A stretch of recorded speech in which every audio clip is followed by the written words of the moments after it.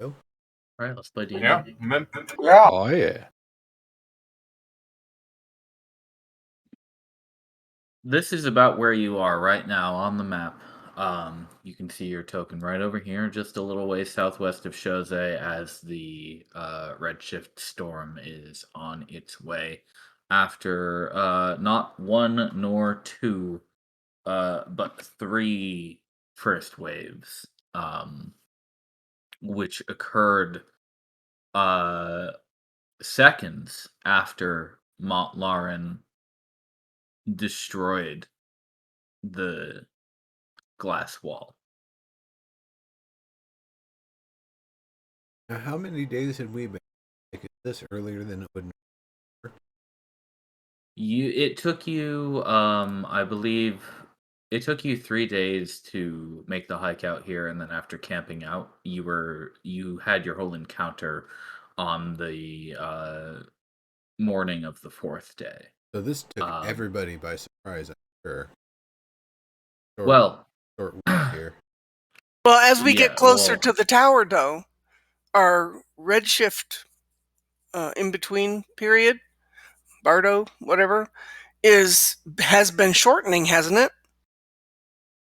As we get closer to the tower. it's a little hard to map out. It seems very arbitrary most of the time. Yeah, I've been trying to keep track of that, and it seems like, it's kept up the same, but there have been, events like this one, where strange phenomena within the phenomena happen.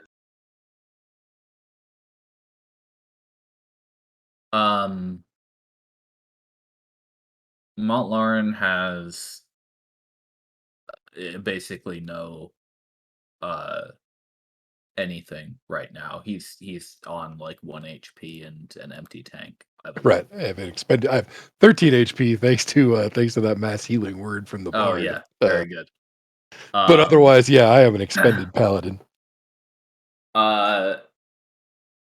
Your brigadier is currently being carried by Dex as she is unconscious for this first 2 or 3 hours of your hurried hike back home. Back to Aris's tower is the closest location from here anyway. It will again take you about 3 days on foot to get back there. Okay, so let me just make sure that I'm clear. We just booked it out of Chose. That I believe was the plan, unless you had different Okay. plans. Well, I just was looking at in between, like maybe downtime or something, and if we overnighted in Chose. So if we didn't, that's fine. I just need to adjust my. It's only about 10 a.m. So you guys would be able to move 2 or maybe 3 hexes before you had to stop. Okay. Assuming you didn't linger in the city for too long. But with the Redshift on the way, Dex is definitely of the mind of maybe Lucent is unconscious and you all are beat to hell. Perhaps maybe we should get going. Oh It's yeah, not Alistair unreasonable. was rushing out, driving Bet Mountie. Okay. Right, yeah, because Montlarin is almost a zombie at that point. Yeah, I mean, a few of us didn't hardly take any damage at all, and Yeah. a couple of others are near death. So, yeah. But with the glass wall gone and the glass monsters gone, and the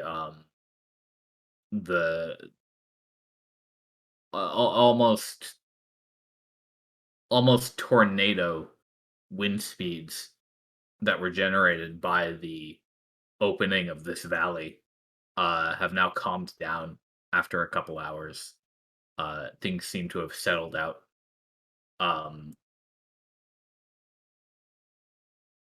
You're making your way back southwest. After a couple of hours, the brigadier stirs, and she almost falls out of Dex's hands when she realizes she is being carried.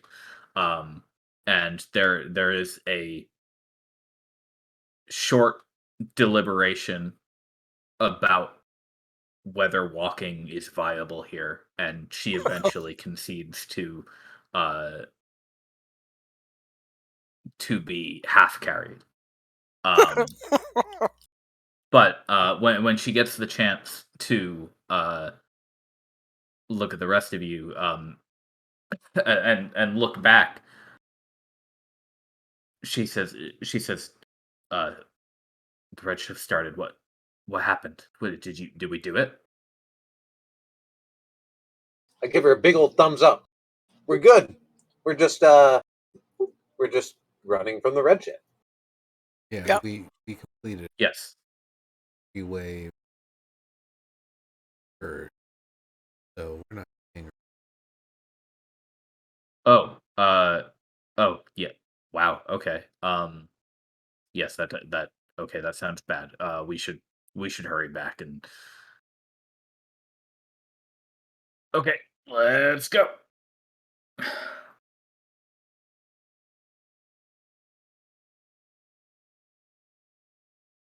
Dex is doing most of the work in this arrangement.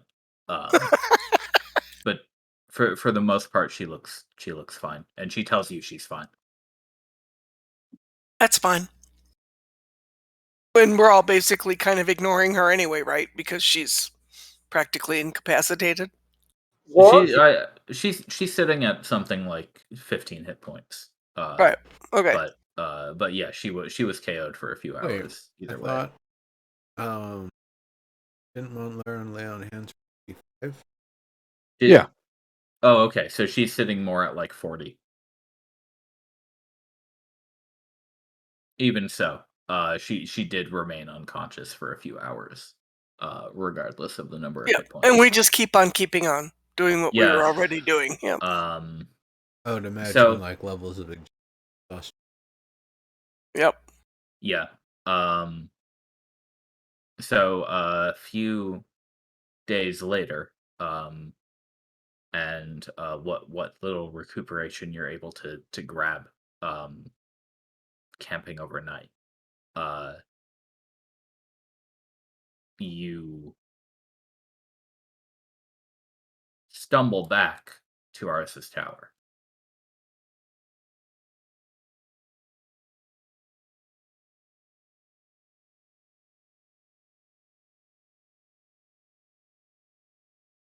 And technically, it'll be out here.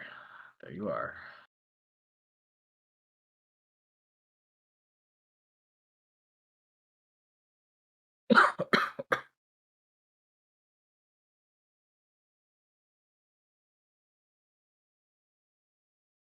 So you're back.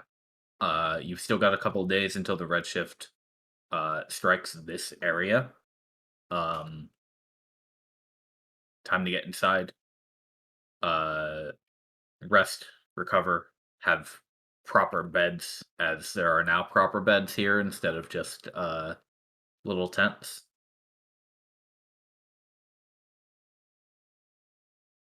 Rest sounds like a good idea. Real food, hot food. That is also more viable here than outside. Yeah. Less amber gruel. Hey, this is pretty good stuff here. I mean, we can Divinely inspired.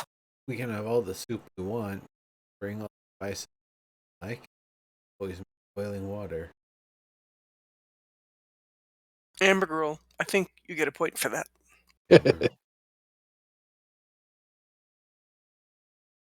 So we make it back. Um,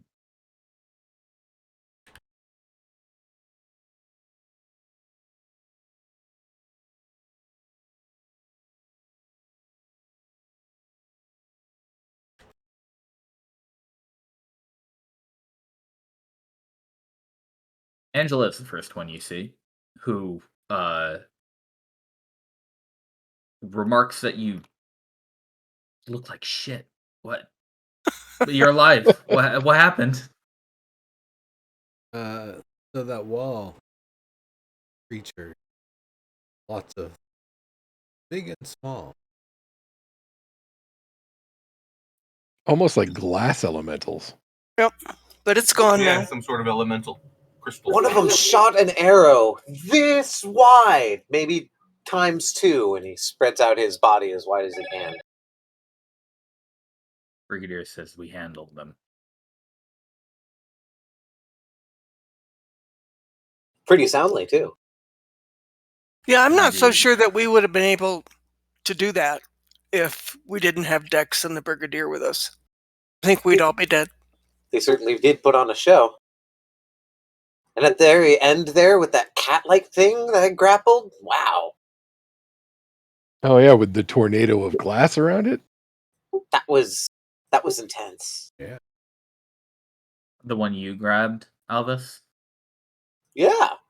Specifically, that one it looked more like a human. Yeah, Oh, like an elf or something, right?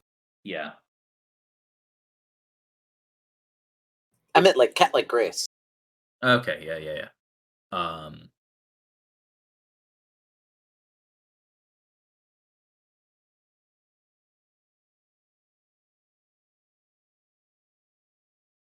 So what happened here in terms of the weather? Do you feel the Uh she says yeah, actually there was so this was about 3 days ago now, just so you all know. Obviously because you had to walk a very long way. Um she she says I got word from Fort Maricus and a couple of the other outposts. Uh apparently this one knocked a few people out, like, completely. I think they're fine now, but um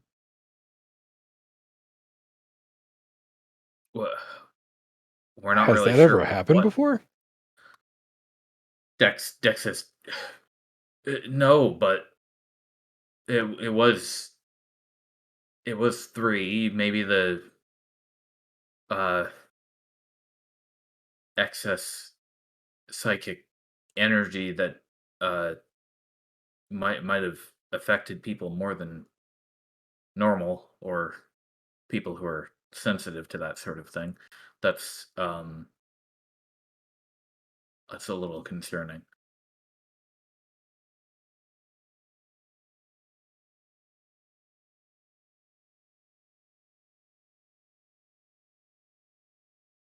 It made Brigadier says, has everybody made it back yet, or are we still waiting for anyone? And Angela says, Kuromizawa and his group uh aren't back yet. Hopefully they're only a day or two behind you. But I think most everybody else except um except the fishermen should be back too.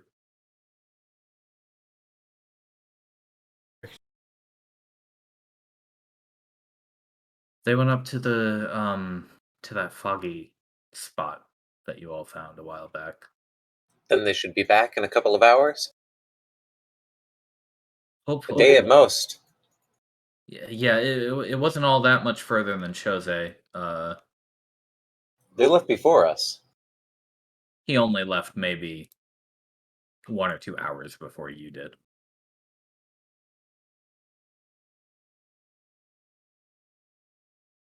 So yeah, Alvis, by your map, you imagine a day to a day and a half is perhaps when you could expect him to return.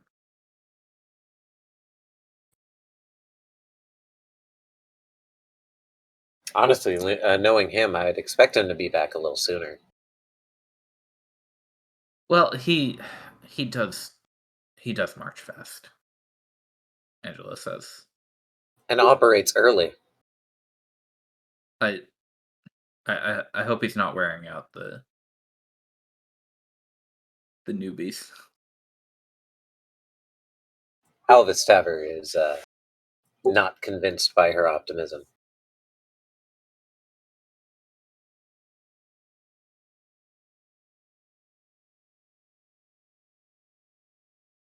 It's very grim and dour. Hey, no, no, no, no. I'm not saying it's bad that he does that. It's just y- No, he. That, I've I'm had to worried. I've had to hike around with him for 3 years. Okay, I know what he does. Well, then, shouldn't you expect him to be back sooner?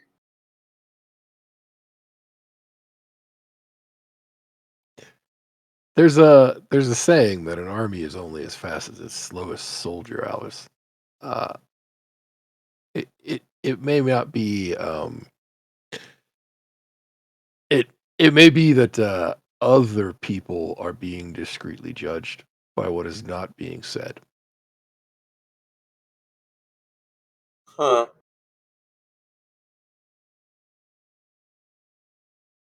But who would that be? I don't know. Well, then why bring it up? Well, the brigadier says, "What we'll expect him back soon enough. The area up in that region should be safe enough after you all dealt with the problem there. So, um,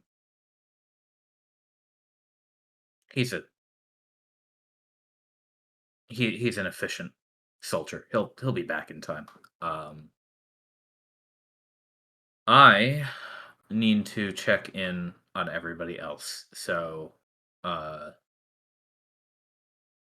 if anybody would like to listen in, I will be using the obelisk. Yeah, sure. I'll watch that. Yeah, I Um, mean, I'm curious what people have to say. so um she goes to the device, which as usual is um every obelisk built in with the new communication system is able to interface with all of the others. So um as the small visual and auditory portals pop into existence around or before the speaker, the user, and shows the person on the other side at the other obelisk. uh After maybe 2 or 3 minutes, there are a full total of 8 or 9 people at different locations currently on the line. Of course, all with their different portal, uh, like a wall of portraits.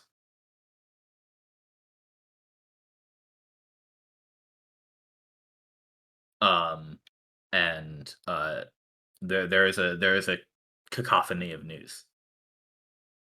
Um,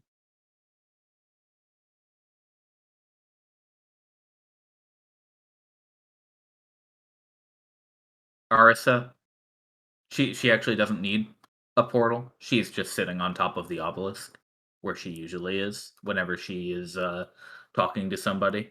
Um,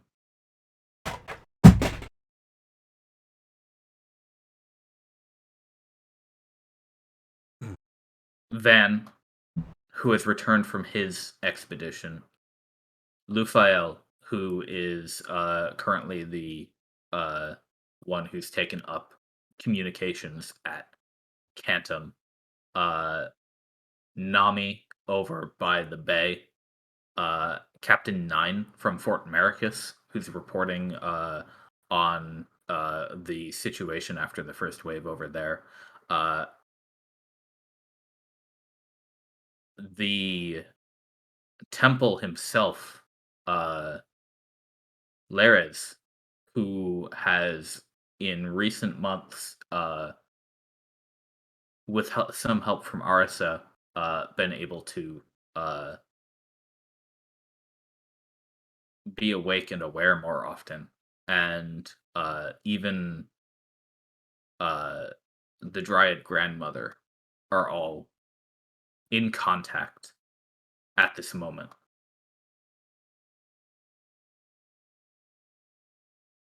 It's like a grand council. There's a lot of chattering going on about what's just happened. I look up to Lucette with my notepad, and I'm kind of like, I don't even know where to begin. Can we get some order here? She the from her left hand there's an off-screen thumbs up aimed at the notepad.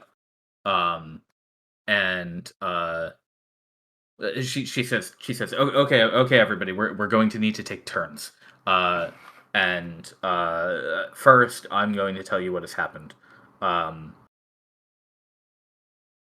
well, truthfully, I wasn't the one in the front of this business. Grontassel or Lauren, if you would elaborate on what exactly happened out there. Well, That's I what was, yeah, I was protecting Lauren, so he should tell the story. Oh no, I was gonna nudge you, man. You're turning the spotlight, dude. I Please, one of you pick. oh well. I decided to maintain my grouping with Montlarin because he was the one who was going to carry the staff in order to destroy the glass wall. So we broke off into two groups as soon as we discerned that fighting was going to happen. Montlarin and I have fought many years together, and so we kind of both tuned in on what he was doing by guiding his horse to the far right flank. And for a while there, we did go under the radar of the enemy contacts, uh, which spawned from the glass obstruction as soon as we broke ground with the city. As we crossed the threshold, as it were, it seemed the wall had interpreted our intent and our means. Lufael interrupts you, and she says, I don't get it. I thought you said before that when you went to investigate and we set a bunch of people over there to look at it, it was supposed to be like inert. It wasn't It doing anything.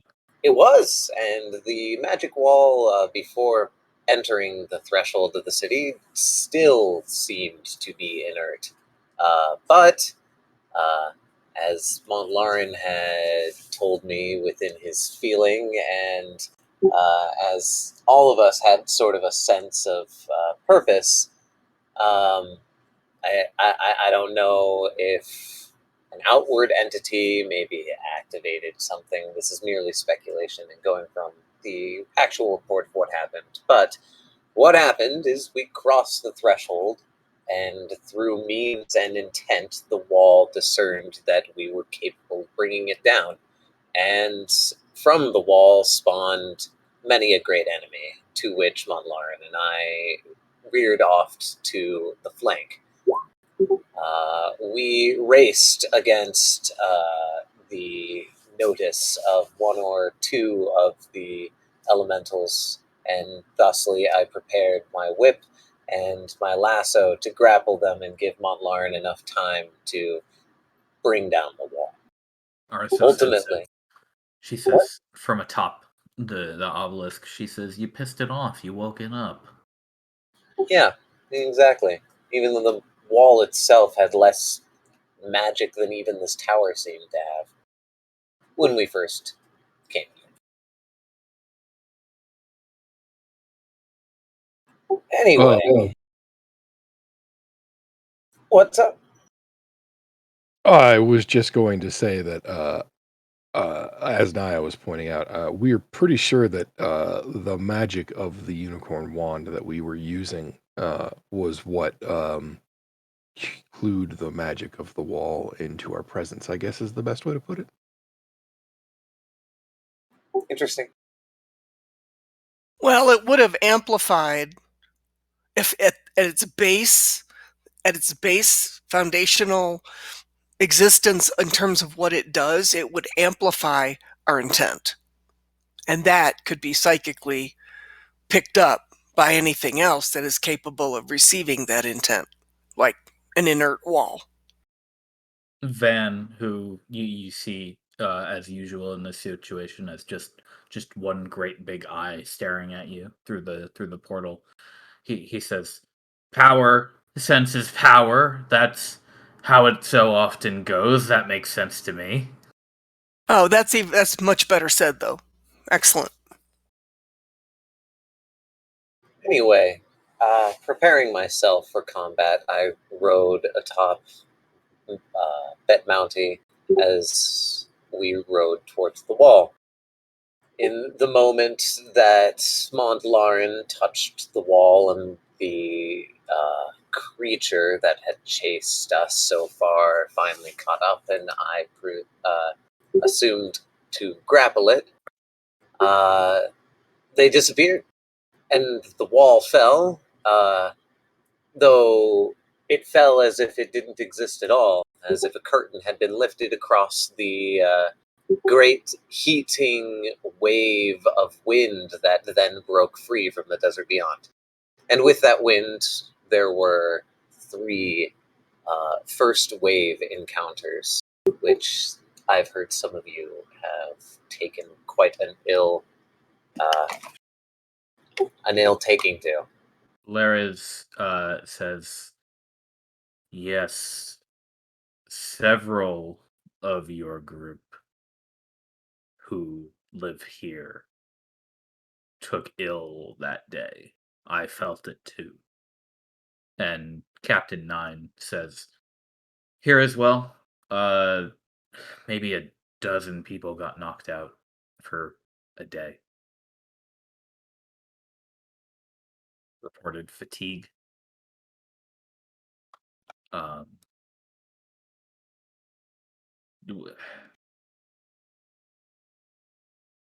but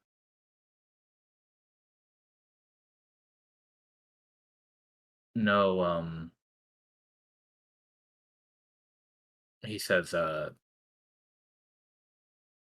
we haven't noticed any other adverse effects, at least so far. We're checking in with everybody regularly." Alvis Tavern takes note of that. That is certainly good to hear. But no, that's what happened. The anomalies that were spawned from the wall ceased to exist when the wall ceased to exist. We collected our wounded and we came back. End of report.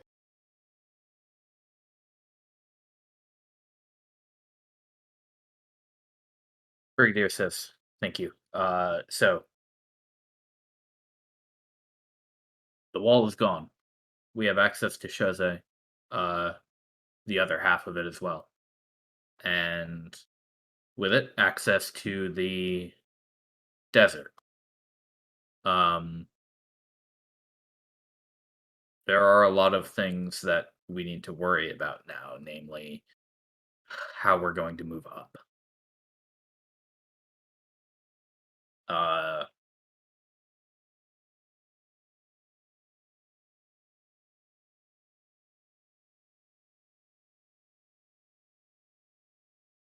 were we not worried about real, organized, hostile, focused enemies in this zone? I would have much less of a problem simply telling you all that we'd be moving to Shosei immediately. Uh, but we are probably going to need to make some more preparations besides that. Because as lucky as we've been to apparently continue moving under the radar or what is a radar? Moving undetected. Under the crystal. Or if these people simply didn't think that we could get any further than we have. What we did over there, they will certainly have taken notice of it. We have to assume that they have. So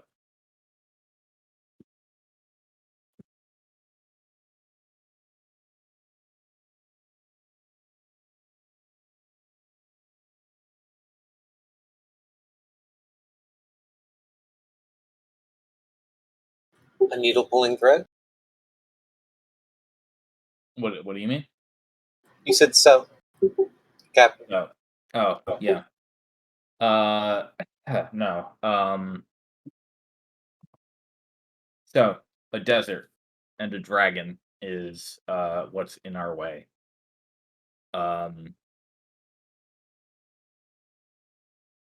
Fortifications, water, I might have an idea. protection against the encroaching sand that I'm sure is going to become a problem now that we've opened the valley. Yes. Elvis Stafford sort of raises his hand. My speech is over. I'm take turns, but open to discussion here on out. Go ahead, everyone. Like around here at Arissa's Tower, and probably even better yet, since Jose seemed to already have the infrastructure for it, we should consider either channeling and meeting up with old infrastructure in Soze, or finding where perhaps the blocked spring that once fed Jose's aqueducts are. Arsa says, "Yeah, that's right. Guy, didn't they have There are whole aqueducts cisterns and aqueducts there in place. They're just running empty. all the time?" Yeah. So we just need to find the source or create a source. He says, Exactly. Those water sources, though not alone, we would have to also embank some of those places with trees and bushes. That's already in the works. I've been working on what to do. Exactly. Those things combined should hold back the desertification of the land and make it useful for us. The temple says the city was long fed by their aqueducts. Jose was always in a relatively dry area. So they used mountain springs.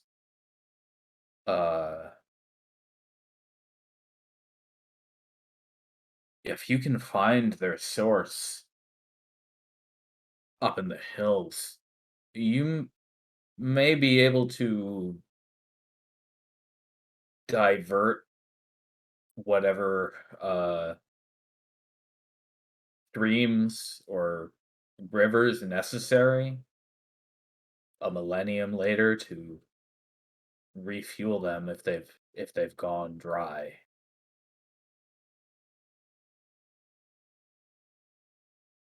I feel personally that is our best plan. If I remember correctly, they were underground aquifers, cave systems that were tapped. Even if one has gone dry, preparations were always there to gain access to more. So, with a little work, it should be possible for you all. Maybe.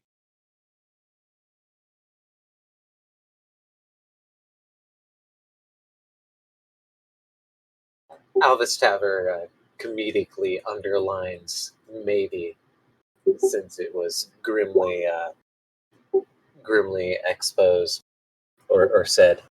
Ponderously. Yeah, ponderously said. Dex says, Naya, what was your idea? Well, the first thing that I would like to work on, and we were moving fast when we left, so I didn't have as much time as I will take the next time we go back over there. But outside of on the mountainside of the valley where the glass wall used to be, there are trees, there's foliage, there's all kinds of green growth. So I was planning to take at least one day and just go gather seeds and then start to plant them towards Chose. And then I can go ahead and magically encourage the growth so that it happens faster. I know Nimbus has plans for water and getting the cisterns full again and the aqueducts, so we can make sure that there is water flowing through Chose, and we can make sure that there is greenery, and that will help remove the effects of 1,000 years of desert quickly. But at the same time, it's a microclimate. It's been a microclimate. We need to respect the land.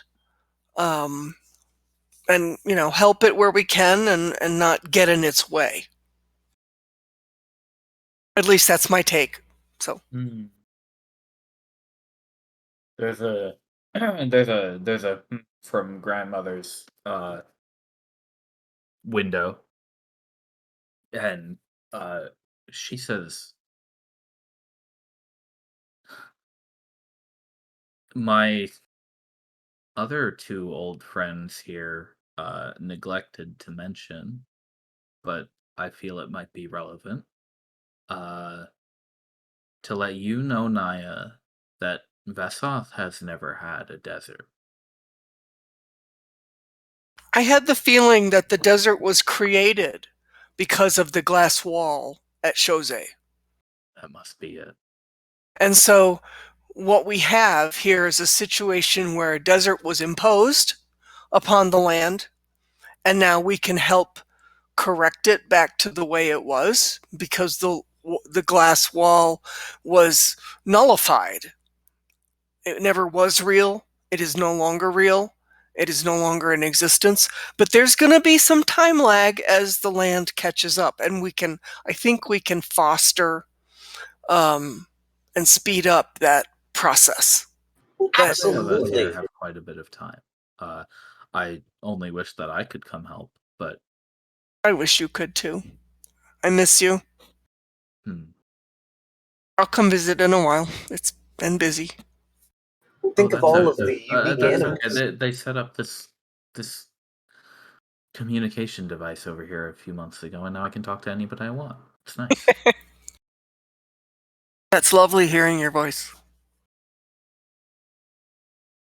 Please, any ideas that you have for how to encourage and foster the re-enlivening and enrichment of the land is very welcome. We'll just do everything we can.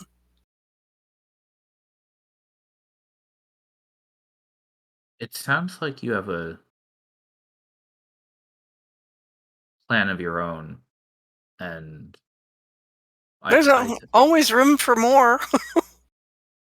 I think you're on a good track.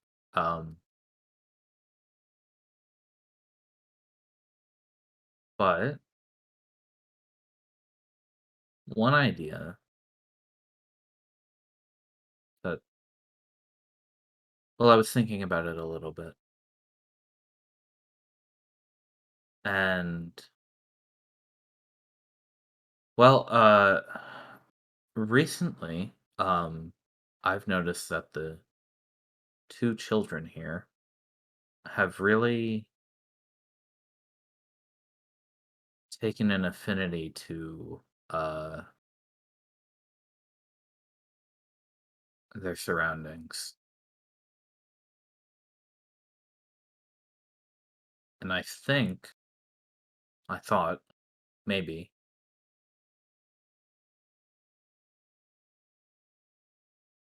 if you were going to cultivate a new forest, then maybe you could use a little bit of help from I think that would be someone wonderful. like me. I think that would just be delightful. We can use all the help that we can get. And my perspective, my view, is of course coming from the view of a druid. So other people may have other views, and that's what the whole point of a discussion like this is for, to get the varying, differing views all out on the table so that we can create a plan out of it somehow. I think we're on the right track. I think to emphasize what I've already. If we can get the plants regenerated in the way that we're talking about, and I would say not more importantly important, finding and diverting all the water sources to get water going back into the area that's now become desert will do a lot for our cause, as well as being able to divert as keep the aqueducts full. I'm still not exactly sure if we know the in full extent of aqueducts, how far past they go.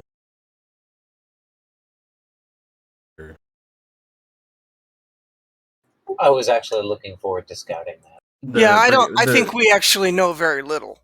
So The brigadier says, I noticed that they seem to go quite a ways over the land, both south and north when we passed by. But yes, we did not get the chance to travel them very far. I've been looking forward to scouting it, mapping it.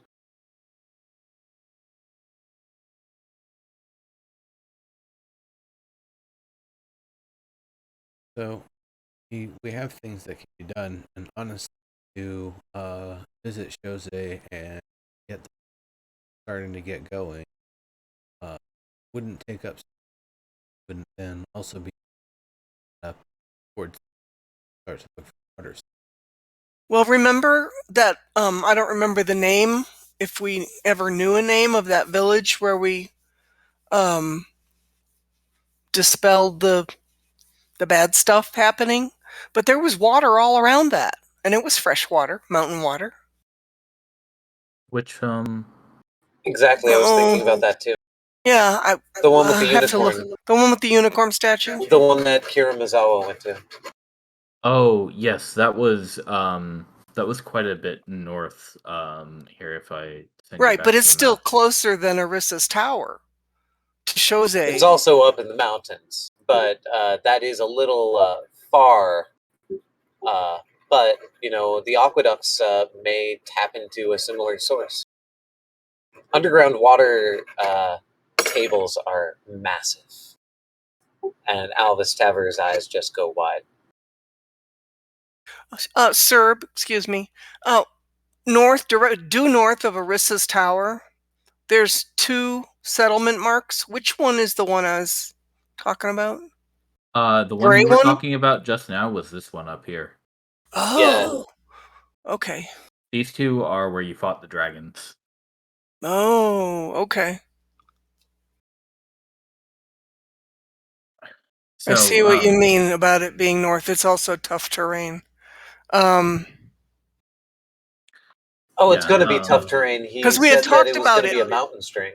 possibly being a good location for an obelisk. This one up here. Yeah, that whatever. Did we ever come up with a name for that place? Thought we did. The brigadier says we've just been calling it the Foggy Hill area for Okay, now. Foggy Hill works for me.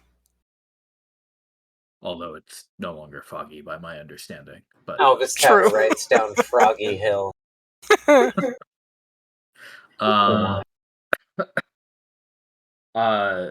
She says, but yes, that's the main reason I sent Kuromizawa there this week, to scout out the surroundings and judge it as a potential, potential obelisk site.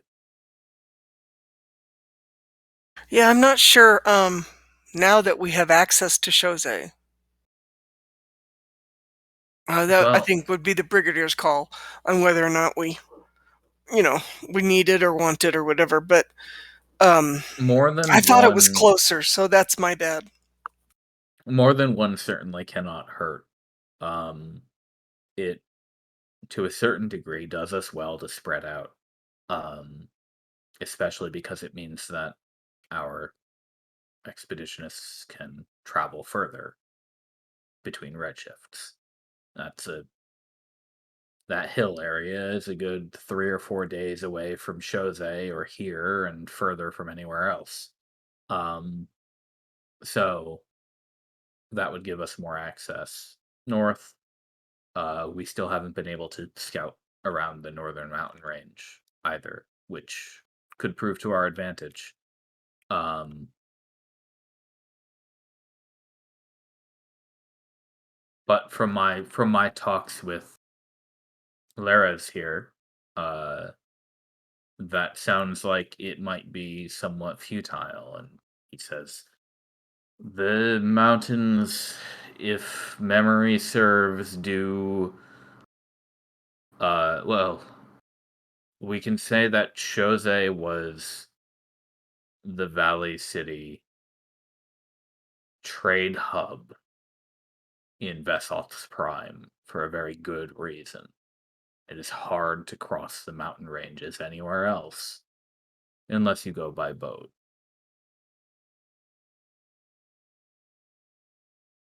Arthur says, That's "Yeah, I good to know. didn't travel too much in my day, but I'm pretty sure he's right. I lived in Chose for a few years anyway."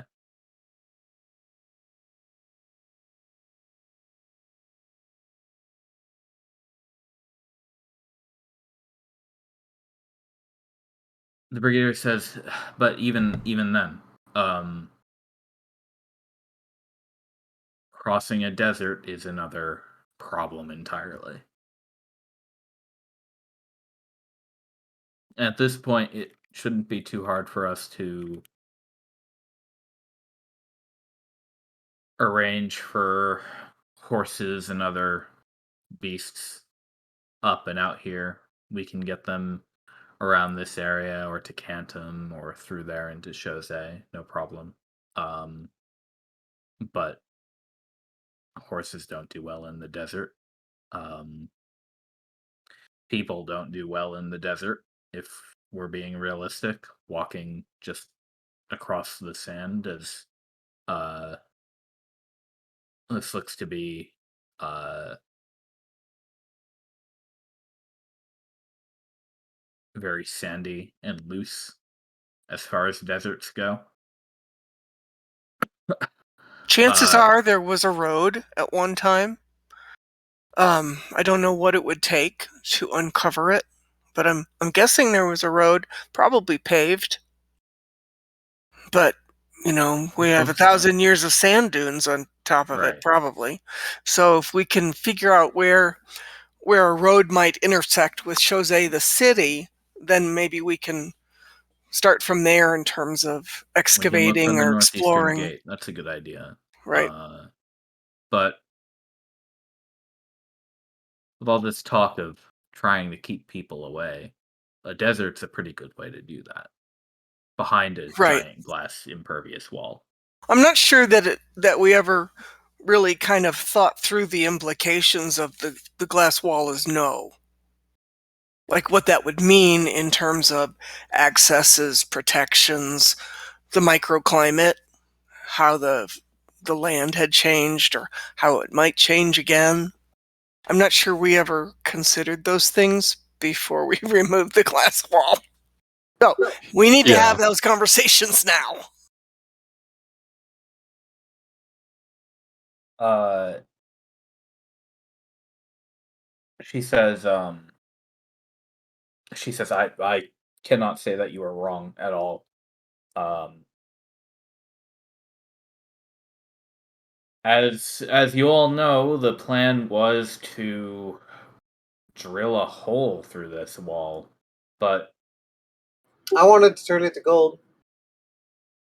right. Well, there were discussions about what to make the hole out of. Yes, but either way, it was going to turn out to be a small hole that we could transport people and goods through, and it would be ideally very secure for us. Unfortunately, when the wall itself came to life, I We got a think fairly large hole. Lauren here probably made the correct decision about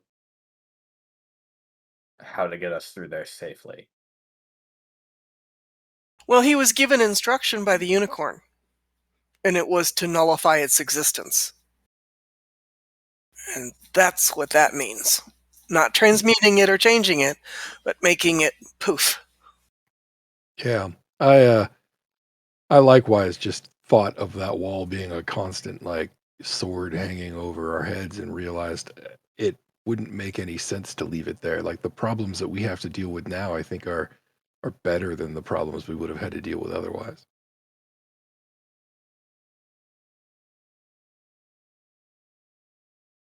We don't have to deal with cubes shooting lasers at us anymore. Or tornadoes of glass, exactly. But you're right that this does raise a host of new problems, and uh, say I I don't think I've realized before, but where did you put the horn? Uh, It died. well, I stuck it. Yeah, I touched it to the wall along, what had been the right flank of our battle, so the northeastern piece of the wall. Or I guess that's actually the southern piece of the wall now that I think about it. But anyway, in the act of nullification, it seemed that the wand and the horn, the whole apparatus went with it. Oh,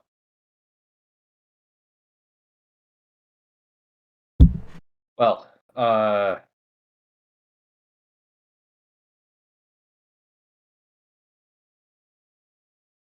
Van laughs and he says, "Yeah, that checks out to me. Weird magic. I don't know what you expected going over there with that." See, Van, we needed you to explain weird magic.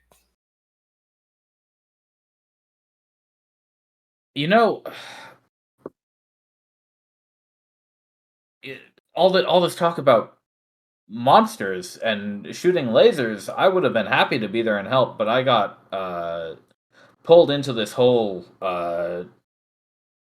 upside down castle thing over here. I thought the triple first wave was my fault. When Oh, I what happened on your side? well, we found a wraith living over in Vragend, and His it name Hesher.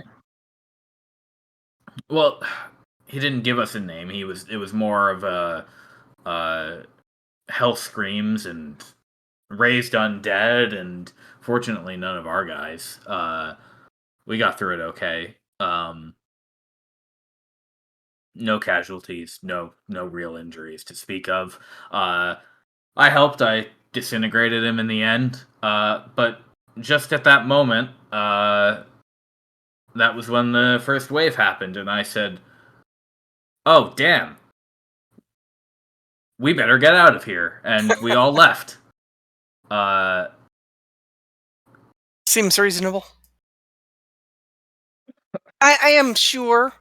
I would actually bet a gold mark or 10 on it that there are things that have happened that we have no idea what they are as a ripple effect from nullifying the existence of the glass wall.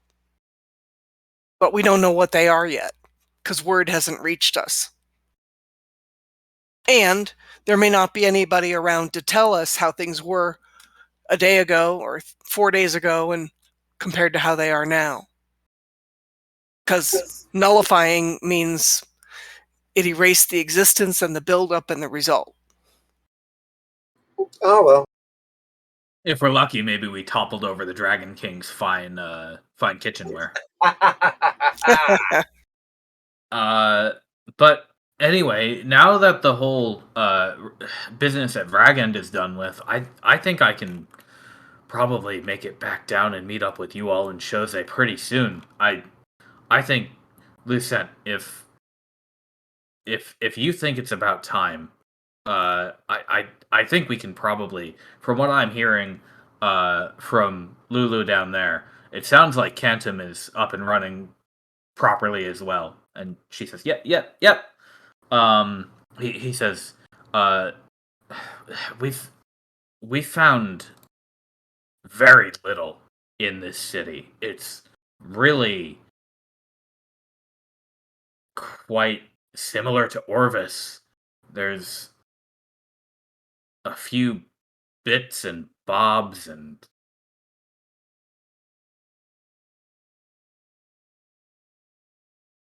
signs of well, aside from a few strange broken things, I guess, here and there, uh it's really like everybody just got up and left one day. Or died. Or yeah, Arsa says, yeah, nobody really had time to well, nobody really knew what was going on. That makes it sound so excluded. Yeah, sort of sad. Well, remember what the unicorn was saying about the magic wanting to keep people out. Maybe it saw everyone out all at once. Arsa says, you saw what happened to my body. I wasn't really aware of it until you guys came and helped. But, and Guy down there somehow got stuck in his temple. I got stuck in my proxy. Right. That could have been the people from the town that were in the wall. I had that thought. From here, I only had contact with a couple of other places when the Redshift first started, and Vest was the first one I lost. The rest of them, I didn't have direct contact to any of the big cities, aside from Who's that talking? This is Arisa. Okay, thank you. Aside from what little sending I could do in the span of a couple days, it was just proxy to proxy, and then they all started blinking out.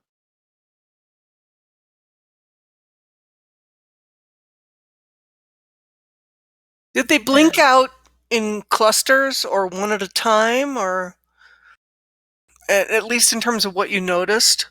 Well, there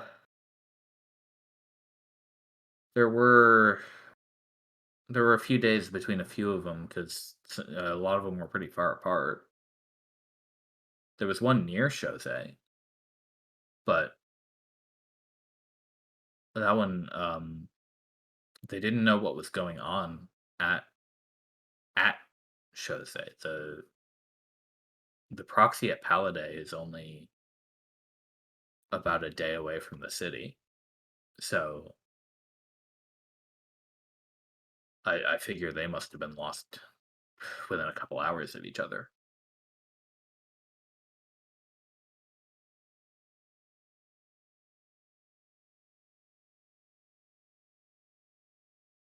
Not to say I didn't try to warn people and get people to evacuate, and I always hope that a few people were able to catch my warning and get out. But that's a long way to run. and I wasn't even sure if or where the Redshift was ever going to stop.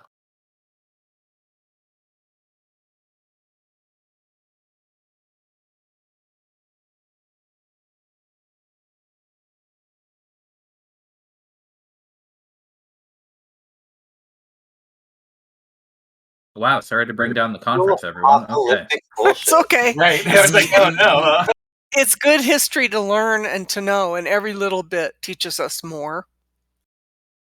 Because, just- we're the future in terms of building it forward for the generations to come. Exactly.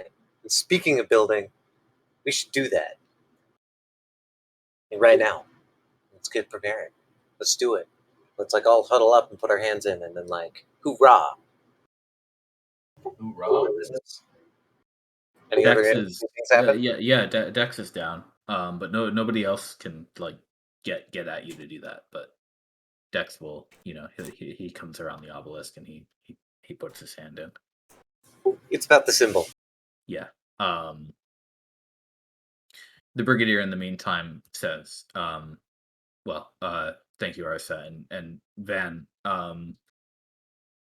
I agree. I think it's about time we have you back. It would have been good to have you at that battle. I think you probably would have made quick work of it. That is assuming it didn't pop a glass beholder into existence like last time. Oh, that would have been what? Last Yeah, that would have been exciting.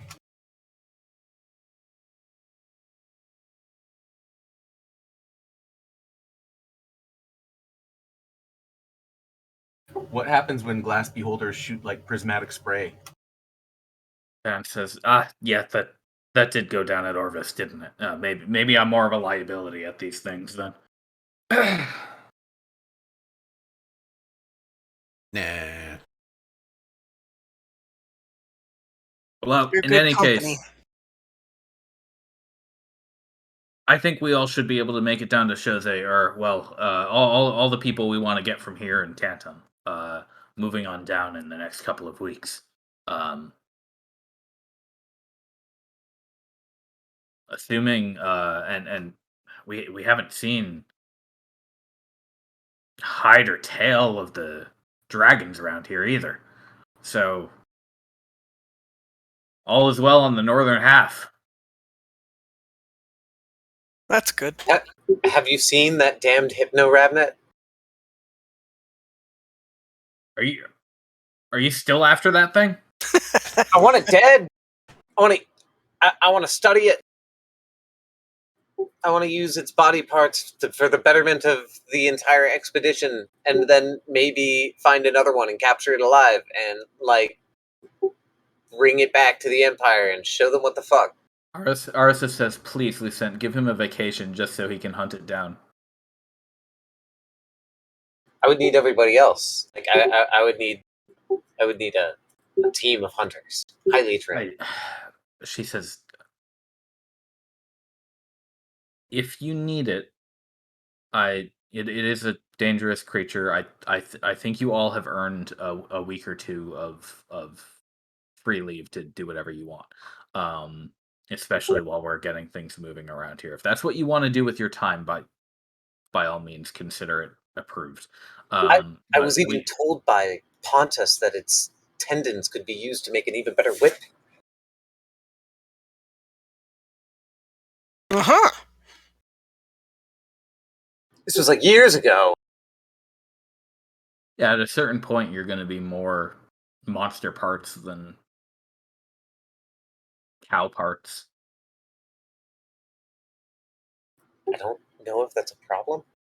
No, that's probably fine. Makes for a good story, if nothing else. Absolutely. Who else here also wants to hunt a giant hypno rabbit? I would probably follow you along that adventure. Yeah, it would be fun, I suppose. It's a dangerous creature. When was the last time it was ever spotted? Years ago. You all encountered it up near the flying island, and that place has been kind of left to its own for quite a while. since most business has moved on to Orvis and further north. The brigadier says, as always, moving up has been a priority. So, uh, not that I inherently disagree with your opinions, Grondtassel, but the manpower required to go hunt down something out in these wilds is a little difficult to if we're spread too thin. I can't always spare the people, especially hunters. But Oh like no, I it's said, absolute truth. This is just a passion project. Well, maybe the So, powers that be will somehow have it in the fates for you that run across. Expected it would have happened.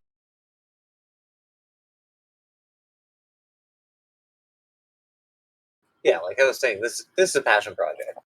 as I said, I think with all the plans that we have need to go underway, it's probably going to be a few weeks before we can make any real movements forward from here. A few weeks, really? I'd like to go seed collecting as soon as I get a hot meal and a rest. Well, that's part of it, yes. But I mean, before you can take on anything really new, or we venture very far into the desert. Plus, we're going to have Dex make us a new obelisk, won't we? Yeah, True. I still think get the plants going, and whatever discern might be likely water and water. That that's Well, what we should probably do is start in the trying to do what we immediate term though, we could have two teams, one a scouting team looking for the water source in the mountains, and another team with a couple of us at least go to Chose, and I can plant those seeds, get the foliage started growing, and you can fill the cisterns with water. I mean, between the two of us, we could do those two things right away, immediately. if that's the plan, we probably figure some way to block this to a certain. I have no idea how far they're going to flow in sand. Or Well, we could fill them and then see how bad any leak looks to be, and then get maybe have part of our group be a repair team. Yeah, actually, assessing the state of those canals is probably a good first step in that regard. Right. definitely well, Absolutely. But I Captain can get Ryan out there says, right away and start planting seeds and encouraging growth. who do we have among us that put a keen eye on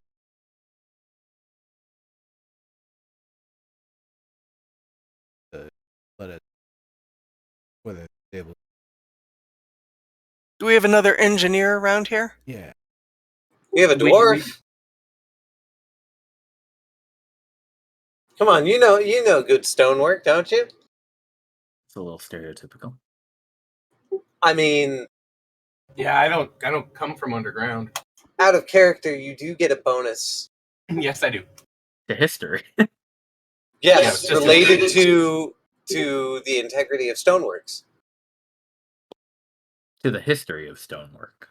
Oh, You would rather want a maybe investigation skill if you were doing engineering, or I might even ask for proficiency in stoneworkers tools or something like that. But either way, the brigadier says we have been able to build outposts out here in the wilds up from nothing. We have people who can manage this. Okay, well And that's what I the, figured. So we between don't need a all of lot. We just need between some. everybody here, I think we have enough magic to handle plugging any leaks and that sort of thing.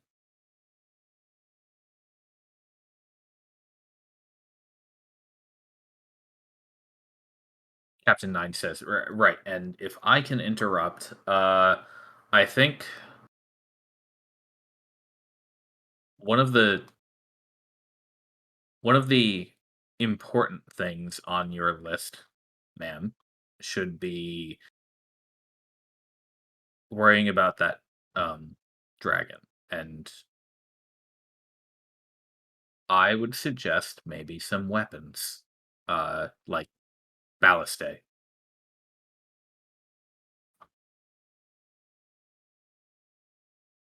As in, those should be a priority. Wow. With the water and the trees and the obelisk. Sure. It just took me a second to realize what word you said. Yeah. Well, expensive, right? On that note, because weapons and defenses have been on my mind, especially since Naya could help facilitate that, we should construct a forestry so that we can get straight wood so that we could create weapons like ballista. I don't know the quality of any of this wildwood out here, but it would be great to get like some purpose-grown wood. Brigadier says I agree with both of those. And especially if we're going to be playing host to grandmother's children, and building a forest and producing wood, as Grontassel has suggested. Our greatest threat is going to be fire. Right. And we're gonna need water anyway to water the plants and the new foliage. So we've got to have the planting of the trees and the greening of the land must happen alongside water. Yes. They can't be done one after another or something. They have to be done at the same time. We need to actually change the climate, which is quite a large task. But we start with the small things. We start with the details, and then we can encourage the land to do what it knows how to do.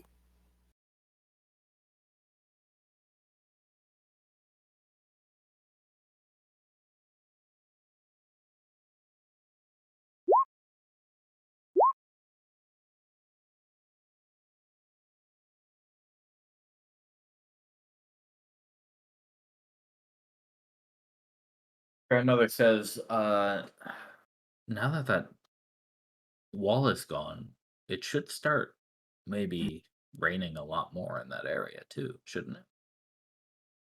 It's a little late in the year for it, but we have a few more months until snow. I think we're actually kind of fortunate that it's the time of year that it is. I don't know what it was like 1,000 years ago, but I imagine that that mountain extended right into that valley.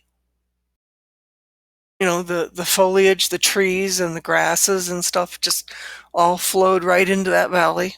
And to give the earth, the land, a foothold with whatever water was accumulated from the autumn and the winter. Good idea. If it snows a lot, you should get a lot of snow melt. I hope so.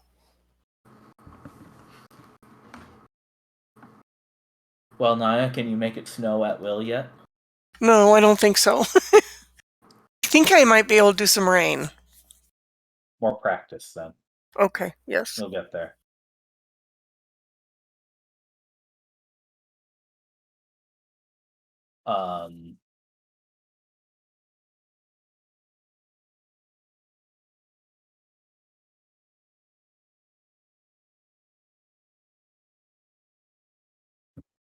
The file says, and what about that thing that Magnius guy said a while back, like about being spied on by a wizard? He said there was some dragon wizard sorcerer, right? That was why we moved away from Keep Ignis. Yeah. Yeah. Yeah, the potential that location where dragon may have been, the dragon is somewhere that may, and potentially other that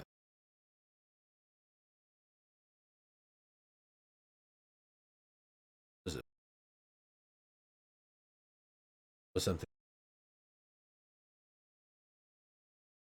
She's wait, didn't they ambush us at where you are right now? Couldn't that then mean that they would be spying on you right now and listening to our conversation right at this moment?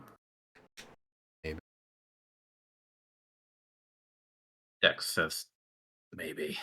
The more important question, or maybe more relevant to the situation question, is can they do anything about it? We have removed their ability to teleport in 2 locations.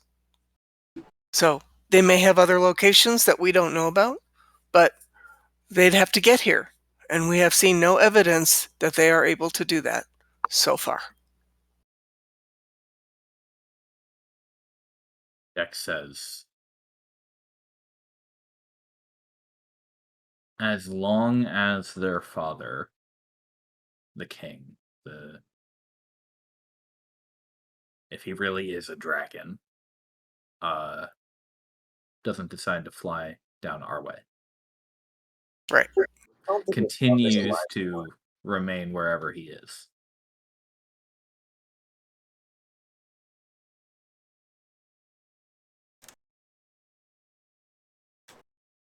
Captain Nine says, that, sir, is why I'm recommending ballistae. They work. They are proven to work. That is why every city, big city, capital city has them. Right. Last argument of kings. Nice.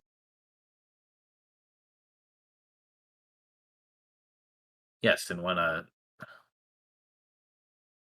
great red dragon has an opinion for you, your king, you aim up. Sure enough.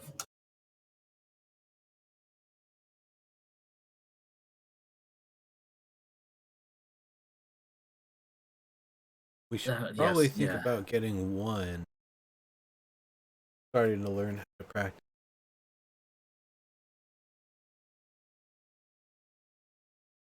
The brigadier says, indeed, it'll have to necessarily. It will be a slow buildup of defenses, but in my experience, a few of them is enough as long as we are sufficiently fortified with able-bodied people, fighters, to at the very least make single dragons think twice about getting close. That's what they're really there for.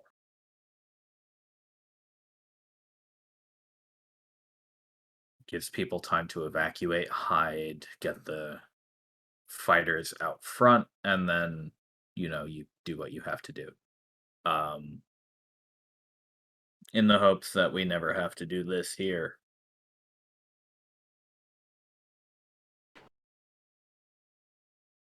Stick one right on top of that tower. Yeah. There were a few towers in that city. They might make good posts for them. Dex, I have a question for you.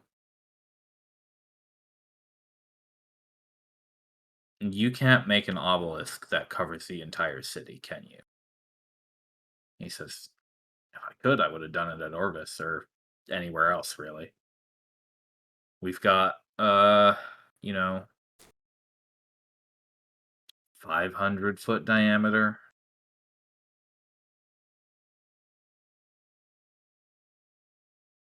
It's kind of hard to get more than that. But I've been tinkering with the formula here and there. And maybe if the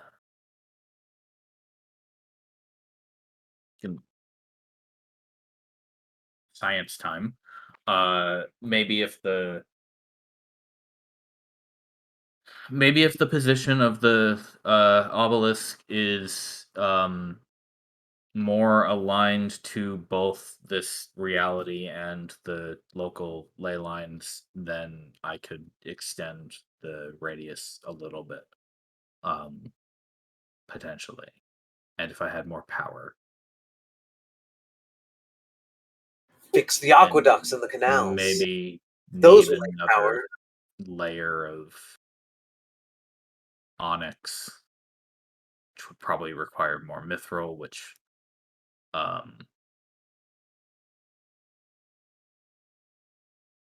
more time spent engraving and more consumable components to put it all together, and could in the end become less stable than I would like, but that will really depend again on the stability of the actual planar elements at that point in space and time. Um, uh, Short answer is I think I'm going to have to do a survey, Brigadier. When we have a second.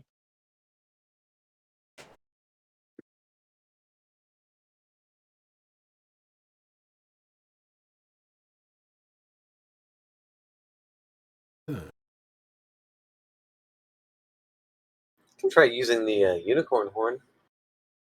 What's left of it? There's nothing left of it. Gone. Just the fragments. Yeah. Yeah.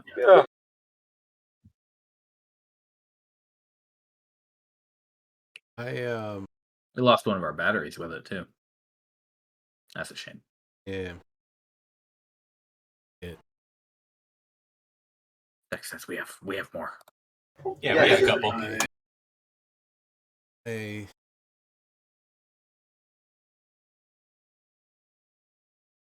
wanted. Yeah, no, actually, if we end up needing this, it's going to be at first tower. I would imagine the attack. I think that's fair. And so, Right. Definitely, when I can get engine across all, try to figure out what sort of thing there's cheap and previously found sand, so that it can get heated and hardened sturdy structure, because I believe they do this, pull it off, then we're able to much sturdy, potentially fire resistant, or totally even sorts of structure that we actually, that area that got trampled by the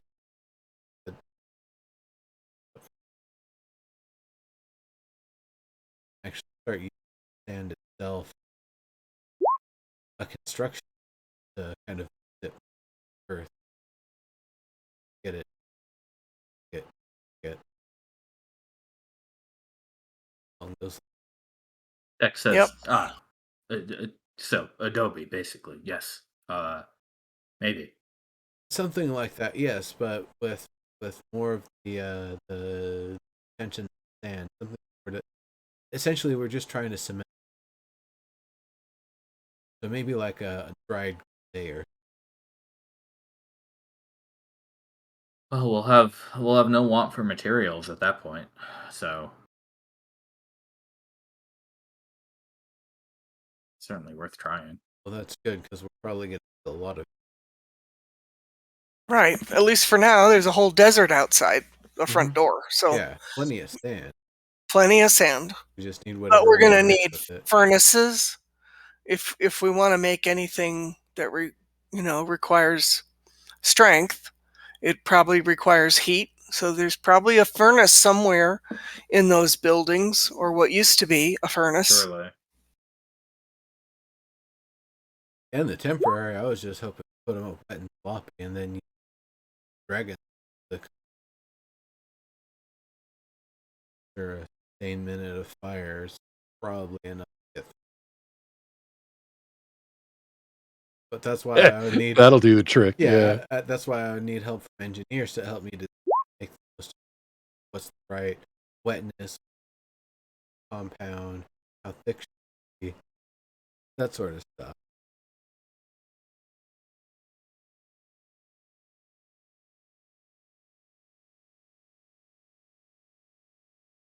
We can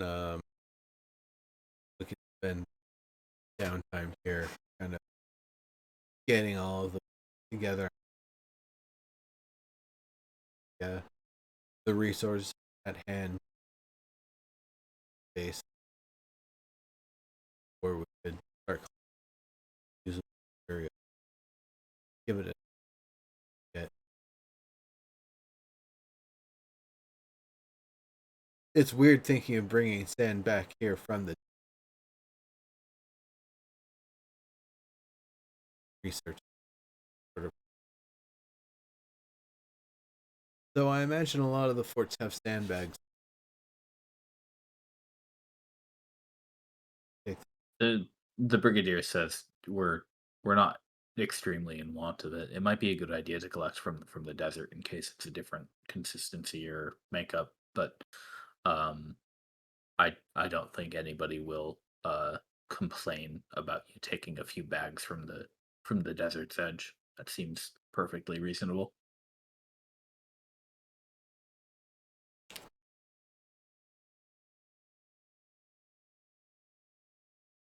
Then all right, then I suppose we have a plan, more or less proper.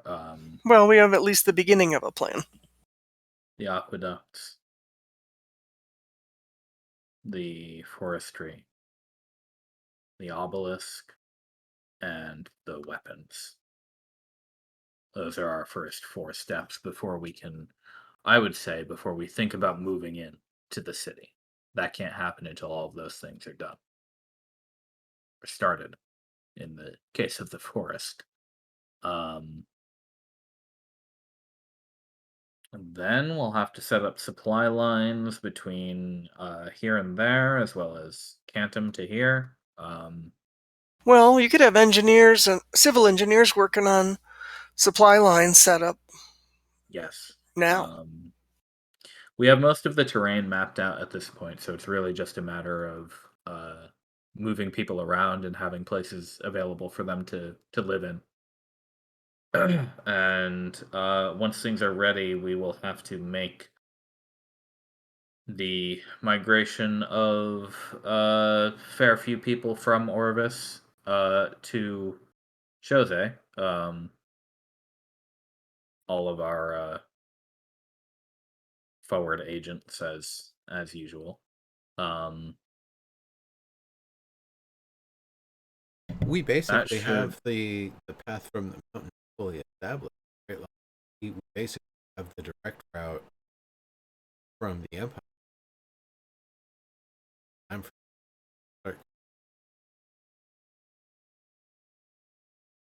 Yes, and that has been a significant part of Venter Zexiath's mission to get that arranged here.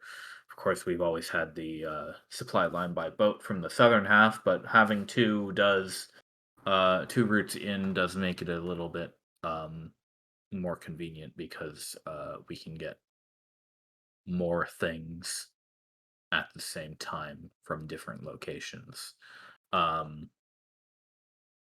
So, isn't that right, Captain?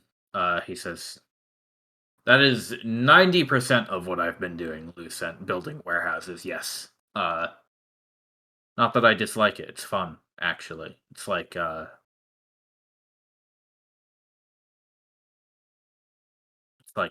arts and crafts. Except very heavy.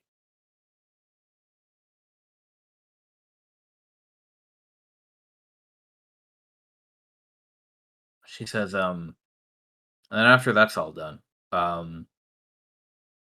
we're going to need to start exploring the desert, which means desert preparations, extra water, and figuring out maybe if there's a way.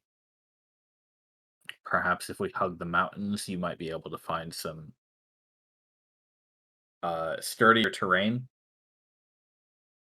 But that's going to be business for a little bit later. I think we have enough on our plates to think about for now.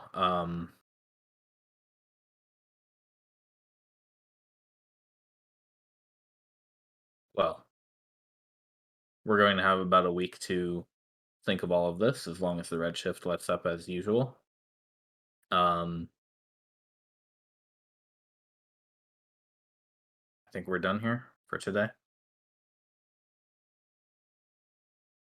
Yeah.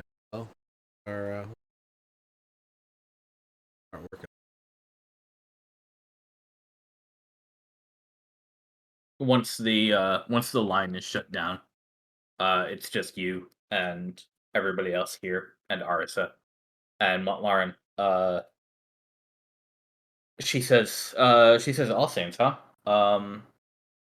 What do you think you're gonna find over there? We've talked about our visits into the past before, right? We have. As I flood the chat channel with my push to talk. I was almost explicitly told to go to Alsane's at the last encounter that we had at the end of it. And I was told that we need to continue to set things right the way we have with each of our past encounters. By one of the unfortunately now perished members of the sort of like heroes we have been running into. I suspect that that's going to be critical to unraveling what this magic of the Redshift really is, because I think they may have been witness to it.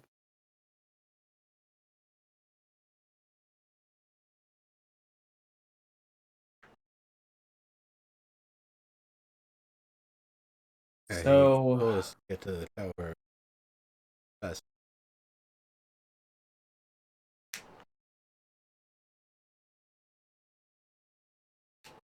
right, you've told me about these people.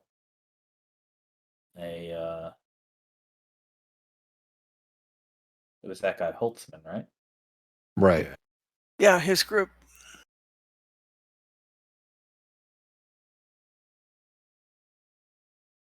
Lucent says 5 of them, by my understanding, when we had a full count. Right. It's perhaps weird to say that now their numbers are much reduced, but now their numbers are much reduced. In terms of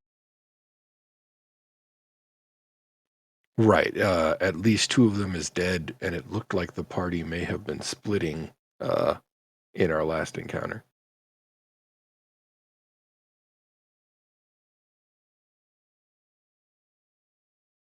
That may explain why we haven't seen them. I thought we would at Chose. what we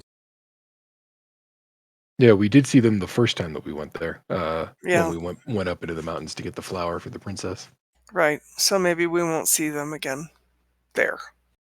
Right. I don't think we'll see them again until either Alsane's, or if the party really did split up, then wherever their other destination was. Right.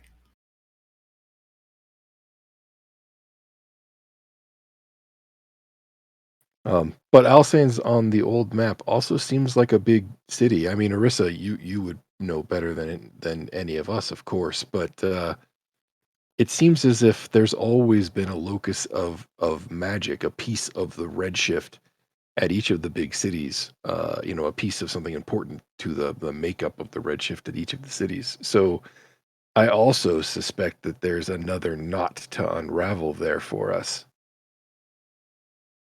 He says, Well, yeah, All Saints was a big city. Mostly it was on a lake, if that helps at all. Don't know if it does. Uh, um,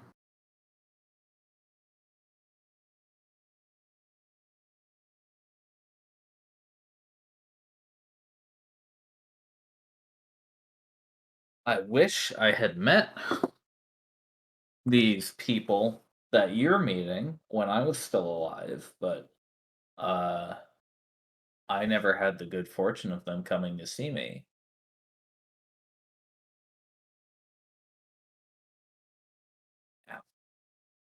Uh, she says,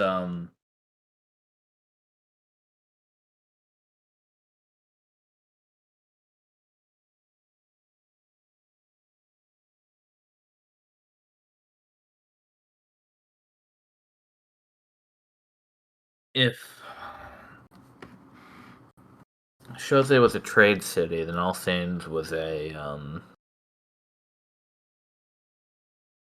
city of study, science, production, uh, the arts.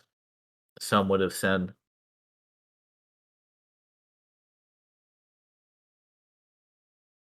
but hopefully there isn't another big wall there for you.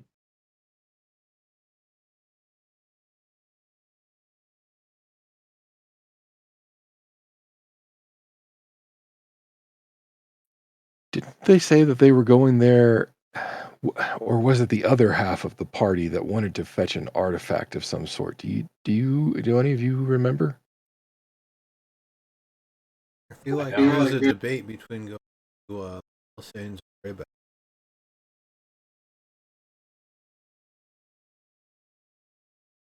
Right.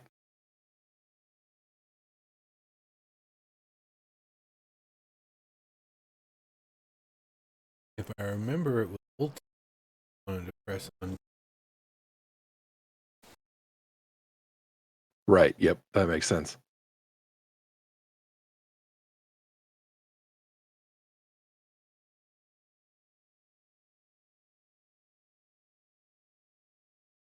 Yeah. I mean, in any event, I feel like there's definitely a good chance that we'll find something useful there.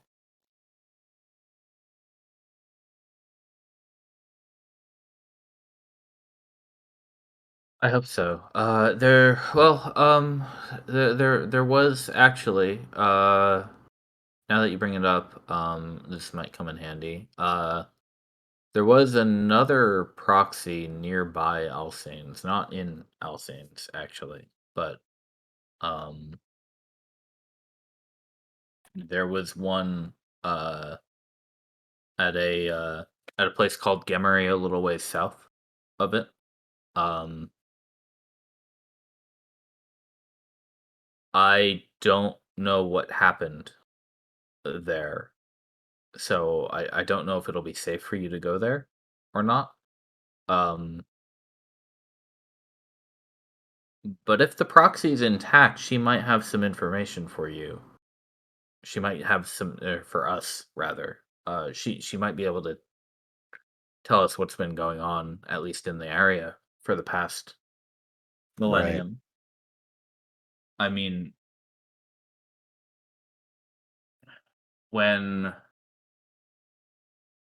we lost contact with Vess, all of us lost contact with Vess. So I doubt any of us have contact with each other anymore, but maybe.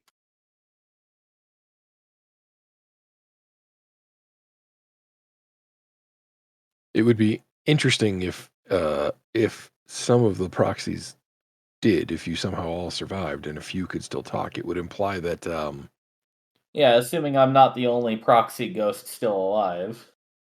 right. It would imply that maybe those connections can be restored, given that some survived. Oh, I that would hope be that's what we nice. find. Yeah. It was always nice to touch in with, the people running things over there and the secretary back at Vest. Even if I was all alone in this tower.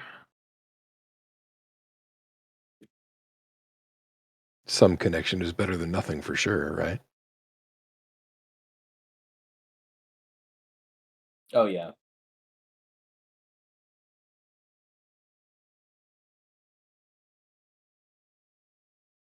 Well, it has been a very long time since I've been to Chose, hasn't it? Uh, Once you all get your obelisk put down, I'll be looking forward to seeing how the city looks after all these years. Yeah, it's actually okay. Well, most of it is in remarkably good shape. Some of it may have gotten a little stomped.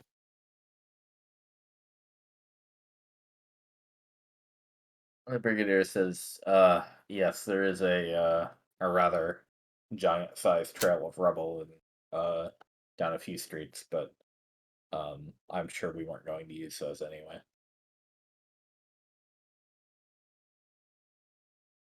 It is remarkably intact for its age. Well, Agreed. it reminds me of suspended animation.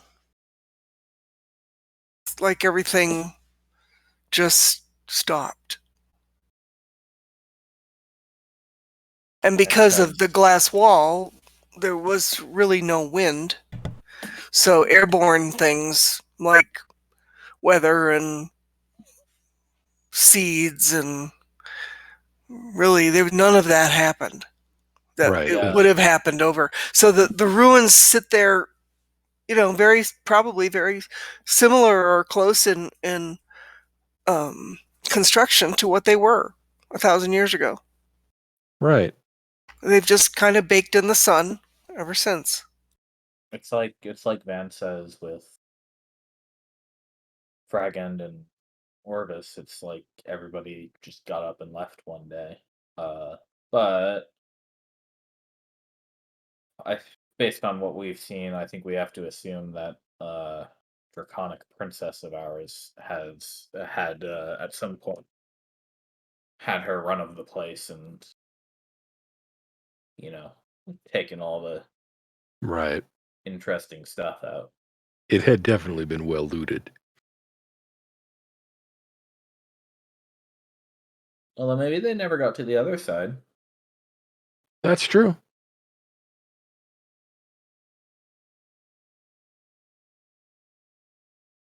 I also don't know who's authority the other side of.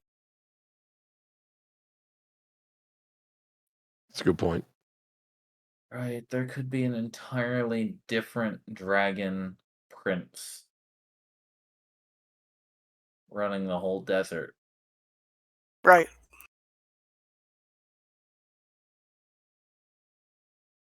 I don't I don't think they built that wall though. There's no way that belongs to them. No, I feel Uh, like that was something about the Redshift itself did that.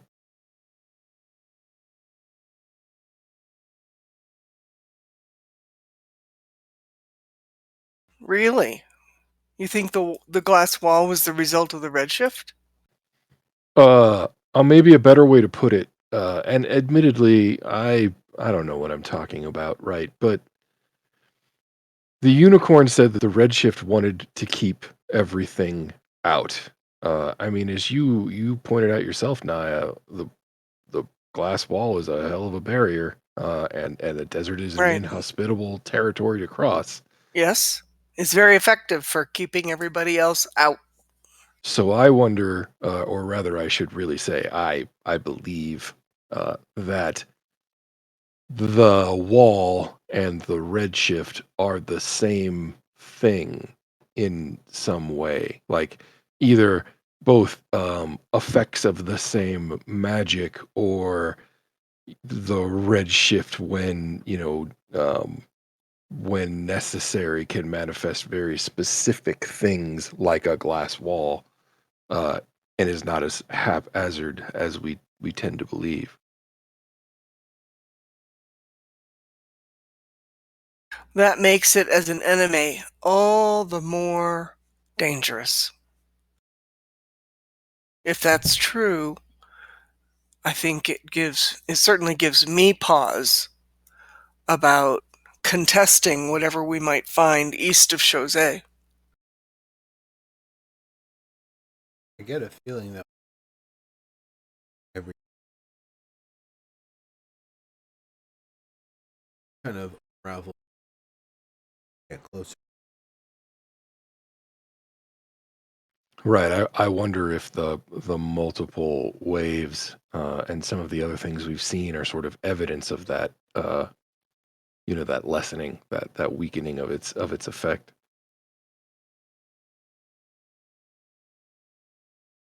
Or if it's the opposite and it's more like something like panic. You know. Yeah, like a Like spasm. right. Or like the intense burst of action a cornered creature might exhibit. That's kind of what I was thinking. Reactions.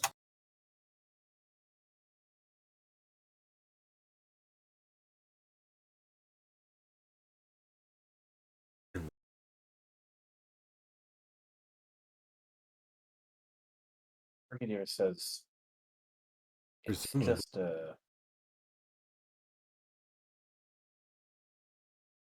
She says, yes, we have to assume that they must have some similar thing to Dex's devices, the obelisks, They who?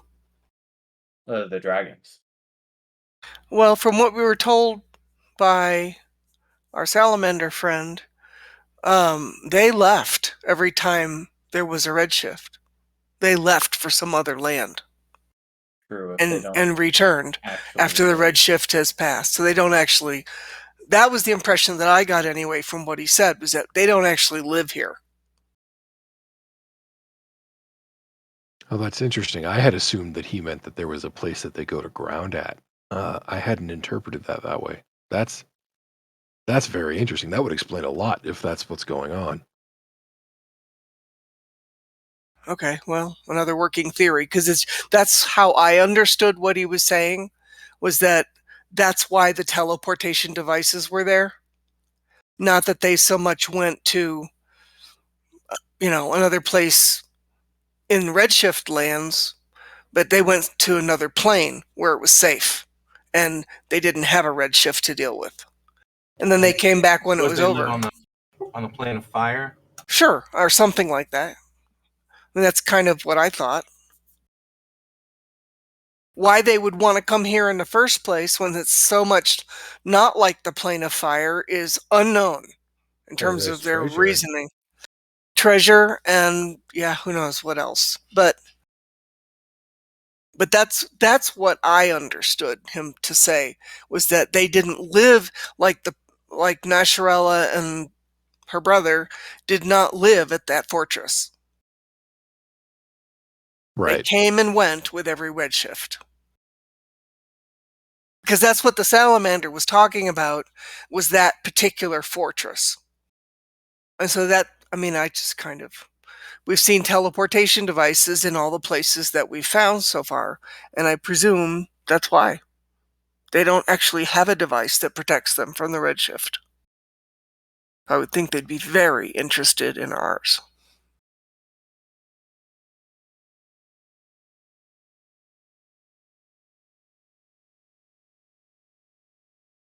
Yeah, I totally see it. Maybe we'll get the chance one of these days to pin one of them down and ask them for it.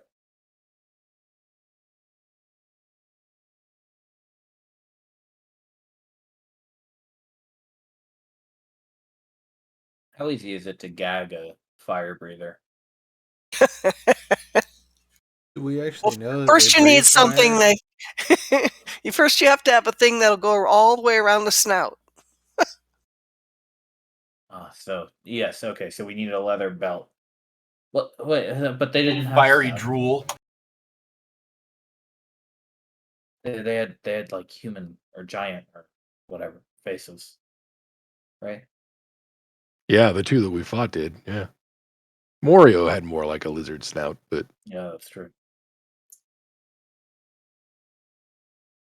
yeah, though you rightly point out that we don't even know what shape any additional dragon prince or princesses may be. Right. That's why the big Titanic creature that was crashing around Chose, I wondered if that was actually a dragon prince or a dragon king turned Like an into, echo, yeah. yeah, an echo turned into a being or a golem type of thing to do nothing but protect the wall. It was rather draconic in shape. It did. It had the shape of the face and shape of the head. Dragonborn, I'd say. Well, I was looking at it, scale it Could down. be. I probably didn't want to see that. Oh And the no one that offense, tried Ryan. to It, stop it us. was it was certainly the strongest one there. And the biggest. Holy cow. 3 stories high? Yeah, totally.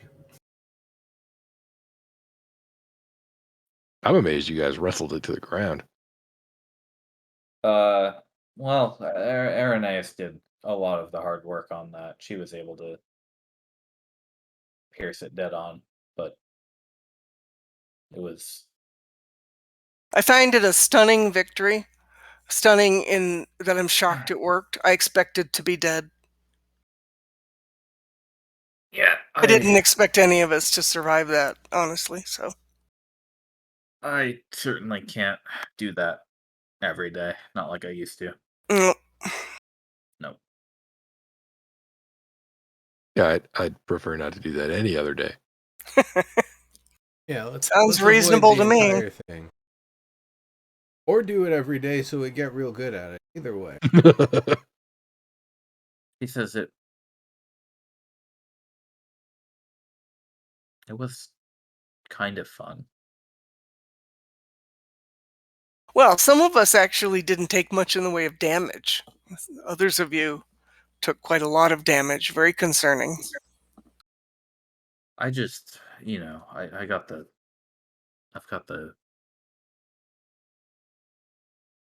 organs thing. The Redshift doesn't like my organs. We'll say that.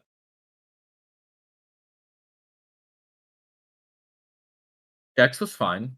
Nothing even came after him. He says, "No, no, I very specifically got almost stabbed by a tiny a tiny cat creature." I was lucky as well. I took very little damage. Tabaxi-ish, but like small, like halfling tabaxi. But none of them had faces, he says. No, they're kind of like I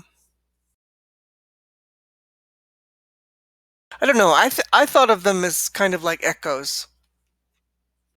Mimics. Yeah, maybe. I would go with Echo. Like, yeah, Like maybe creatures or people who were actually living in Chose at the time, and they were just kind of either their likeness or their personality or maybe their essence was just grabbed and put into the wall. that was my take, I actually. suppose we can't rule anything out like that. After all, the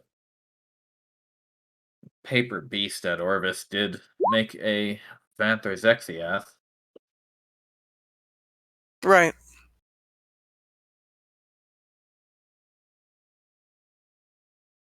Plus whatever weird spidery thing it was doing.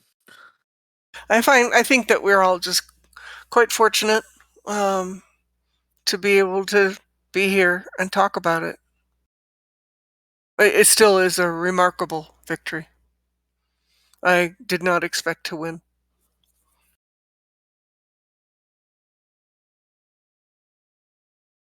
I expected to win.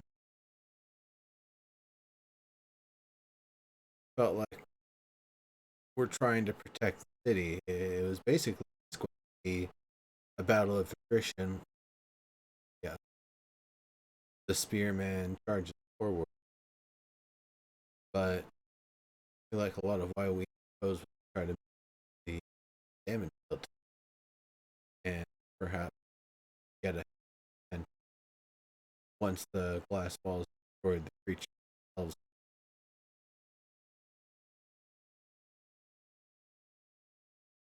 But I have a pretty good feeling you're going to solve this. She says, I'm just glad it didn't start producing more laser squares and giants. It seemed like it was fixing to. Uh, I would be lying if I didn't tell you that was the last thing going through my mind when I went down.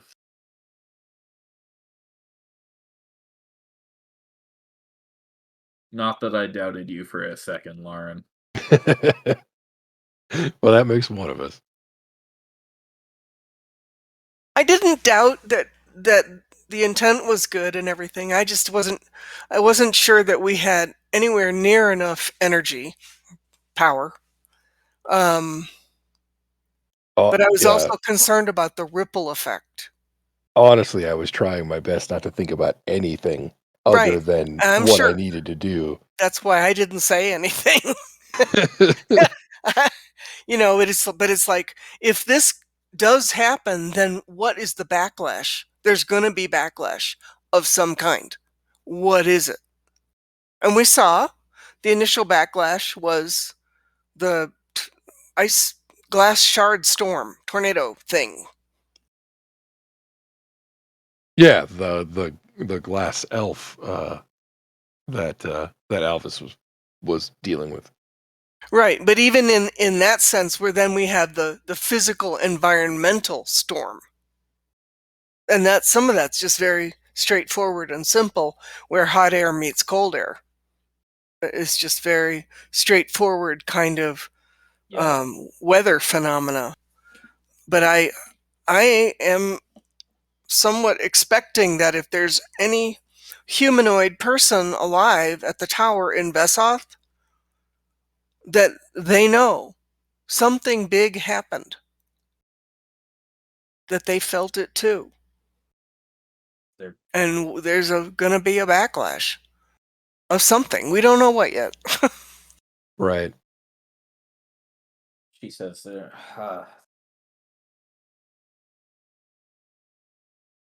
that tower's at the center. There couldn't be anybody. Got to be something else, right? Not somebody controlling it. That wouldn't make any sense. Arisa says, well, again, you saw what happened to my body. Right. There could be some kind of proxy running the show. But Oh. could also be, we've been talking about reflections and echoes. It could also be that what we're seeing is the impact of like a decision or a single desire, just strong enough to alter reality itself. Right. Right. That's how the magic worked with the. Could be it's not an intelligence so much as an emotional desire, an instinctual outpour. I am way out of my league here. Well, it tracks with the magic that you did on the wall, being that sort of emotive, you feel a certain way, you kind of have a thing in your mind, and that's what makes it happen. Right. A way of being or a way of seeing. Right. That doesn't make any sense to me, Arisa says. Because why would you want this to happen? This sucks. Right. Maybe it was a mistake. Maybe it could have. It didn't come probably off right. is a mistake, Yeah. or something amplified mistakenly, or some kind of an error in a program, Right. Entirely unintended.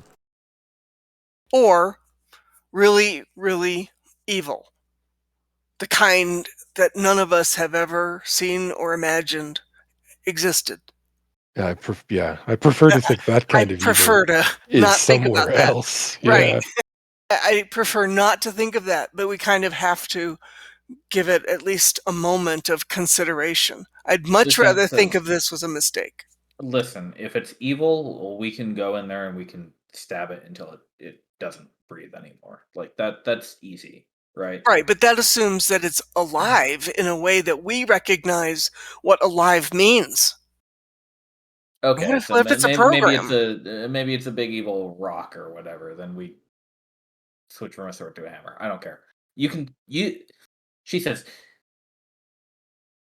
if it can if it's a thing, you can kill it or you can break it. That's kind of what I would like to happen. Um, I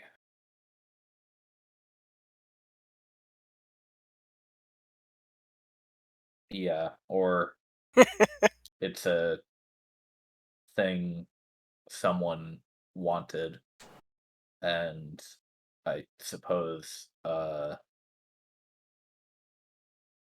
the other option besides violence is we need to find another cursed unicorn horn, huh? Well, We're or we're, we're fresh un- out of red under shifts of our own. right, or figure out a way to ramp up the power of the source material for the obelisks as a source of power, or figure out a way to amp up our own power and join it together. I mean, there's a couple of things we could still do that don't involve inventing something else or finding another unicorn, which I don't expect to happen. I mean, the likelihood of us finding a unicorn in the first place was astronomical. Right. Literally cosmic odds. Uh-huh. Dex says Mon, something's been bothering me about that undone in the past idea you've got there. Because I thought, now this is going a little ways back, so correct me if I'm wrong, but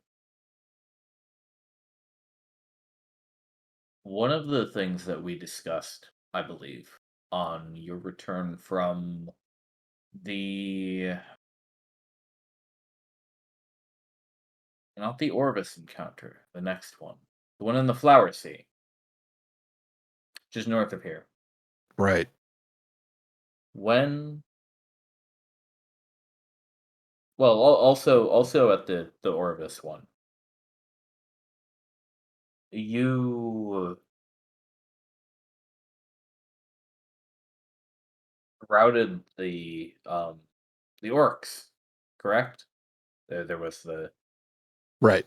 the village attack and uh Testbridge, right? yes, and as I understand it, you all did this quite handily with the help of your distant friends.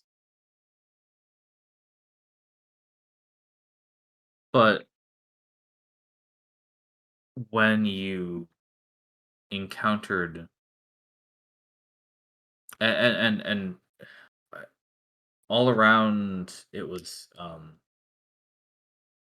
quite decisive, if I remember correctly. At least from what you told me. As in, you all hardly had any trouble with it because simply because of your sheer numbers, Right. you were able to overwhelm the pirates. Yeah, we definitely did not have the problems they seem to have had in the version where we did not participate. So you also told me later after the Flower Sea that what was her name? The the Dragonborn, Gakari, I believe it was. She had complained of a horn broken at Thesbridge when you spoke to her there.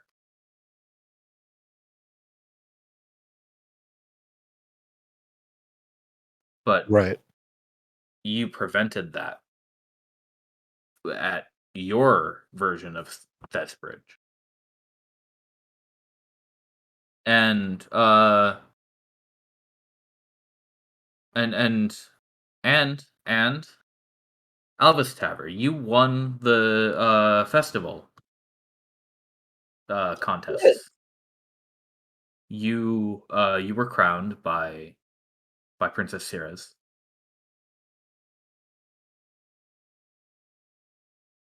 But when you spoke to the Tabaxi Kirin in Orvis, he told you he won. Yeah, I don't know what that guy was smoking. Well, Well, it does suggest that something's pretty weird with the timeline. They never remember our interactions with them. You have to kind of not even remind them of who we are, but hint Reintroduce. that Yeah. we're people that they knew in the past, because we're so familiar of them. They don't much. Right. Yeah. But Yeah. it is true that even though we are interacting with that timeline, things like Elvis winning the contest and being crowned and stuff, it doesn't, in their timeline, it doesn't happen that way. And it does. So Montlaurent, you're not undoing anything. You I at least think I don't think so. right. I'm not pretending like I understand what's happening, but But I don't think that any of us quite understand what is happening. We're talking about temporal reversions. This is like on the degree of millennia. This is not the kind of thing where uh, a legendary wizard who has studied the machinations of the planes for a century can you know twist time in the span of a minute to do things to that degree. We're talking about 1,000 years where there's this return. I have a suspicion, and I admit I don't understand, but I think our past, our experience of those moments is not their experience of those moments, which is to say, That's what I'm getting at. Yes.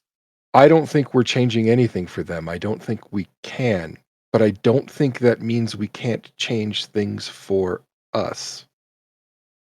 so then I have a question.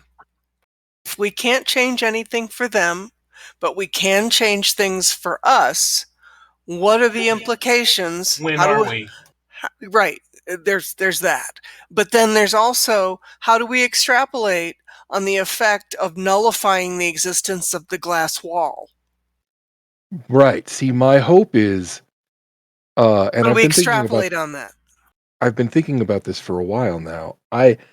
I think that if we can steer our version of those past events to a better outcome, it will result in a better present. Almost as if we can go back down the river and place a fork in it and divert water to some more productive purpose, right? We can't stop the flow of the actual river, but the piece that we divert that becomes, for lack of a better way to put it, our river may be better. Right. Maybe our trip down the river is a different one than their trip already was, but ours is informed by theirs. Right. I don't understand any of this, honestly. It just every time we make a change, there's a moment where the people that we have altered have clarity. And that implies that there is some relationship between what we do and what happens. You Well, are we? are right about that. What? Yeah, are we changing cause and effect? I mean, are we changing causes so that effect happens for them? I mean, time is not linear unless we insist. Even then, we're just wrong. Let me tell you a scientist's way of going about this, Mont. What if you can identify it? You said the people around you became lucid. Uh, Right. What made them become lucid? Can you Uh, identify a point, a common in every line? single case, we avoided their death. And it's that moment when everything's fading away that they remain, and then they have the kind of full end happen. They actually aren't there with us. They died. Kieran, for example, pretty sure died over down by, Right. so they never made it. All of our interaction, from that point by the broke.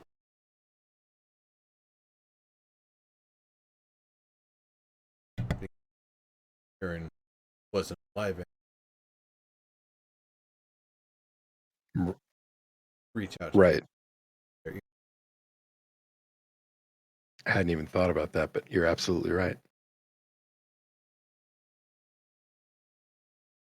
I have a hypothesis. I I haven't been to these events. Wish that I could, but you've been very lucky so far, apparently. Have you heard the this might not be a colloquialism in your original world, your home world, but have you heard the analogy of the the cave and the shadows played upon the wall of the cave? Oh, Alvis has told me this one. Absolutely. I have Very also good. heard that one. In this situation, the shadows are being reflected on the wall, and the shadows represent the puppets held back against the light. Now,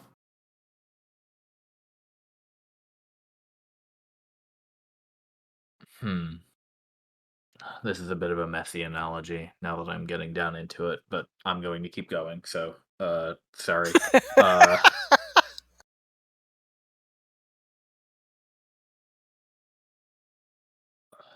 it's what if there was a play put on with these puppets, a shadow play where um the hero is slain by the dragon, for example, and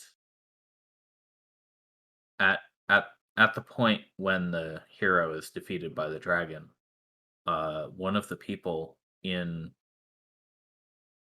the cave watching the shadow play turned around and snatched the puppet of the man who was about to be chopped in half by the dragon, or by a puppeteer's knife or what have you. Um,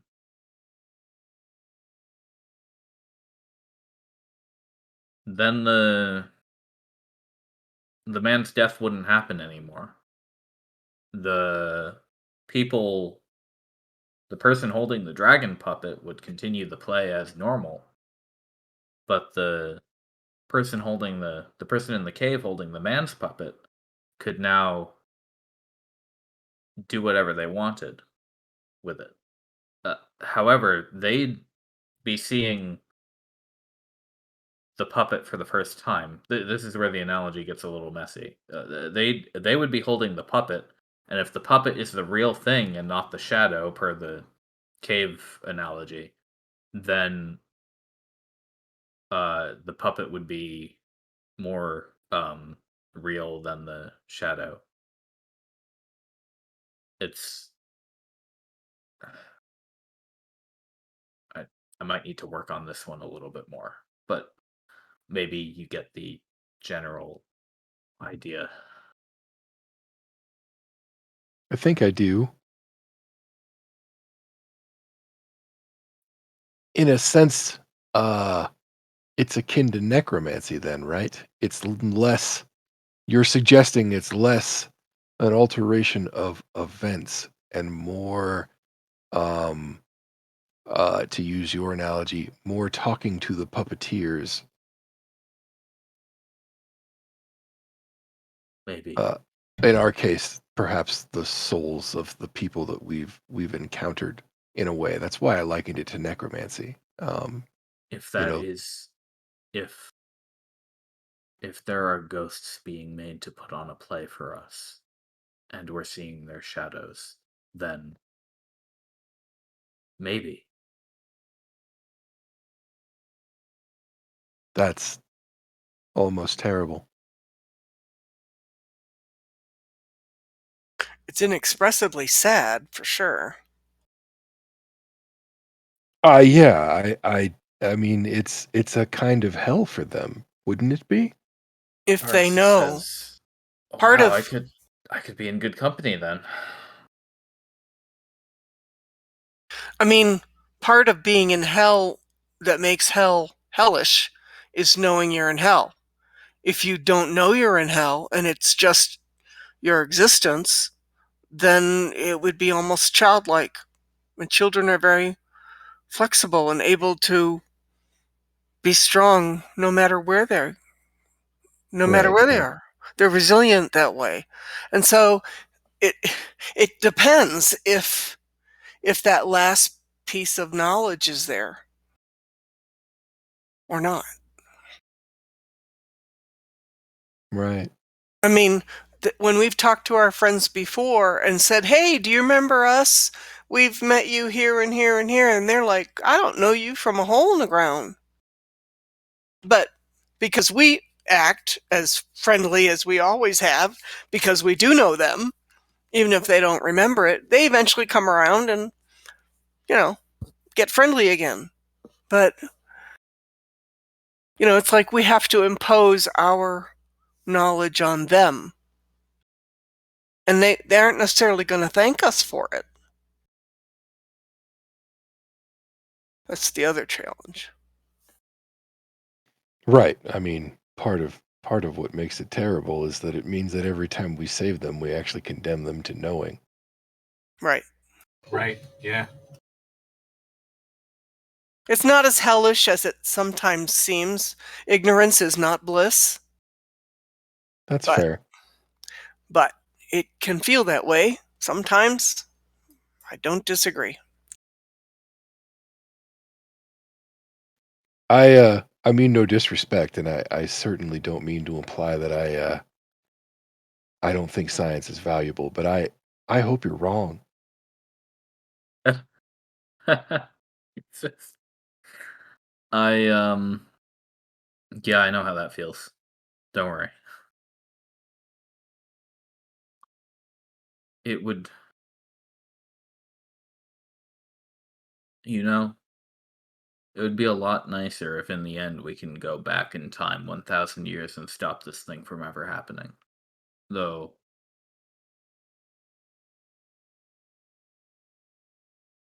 I think we have to ask ourselves another series of questions. They're more contemplative questions, but if we reverse the redshift and 1,000 years of how this world has evolved and changed as a result of it, what happens if we nullify the redshift? I mean, it might be unrecognizable, at least in this region of the world. It would Right. There certainly may be not be interesting. any place for any of us here. Because we come from a time that had to evolve and change and be resilient and flexible because of the redshift. Lucent says, yes, Dex.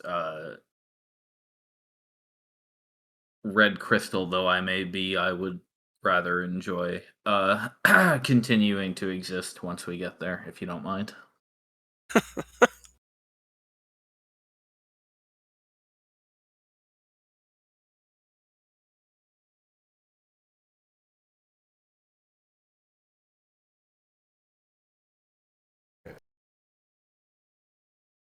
I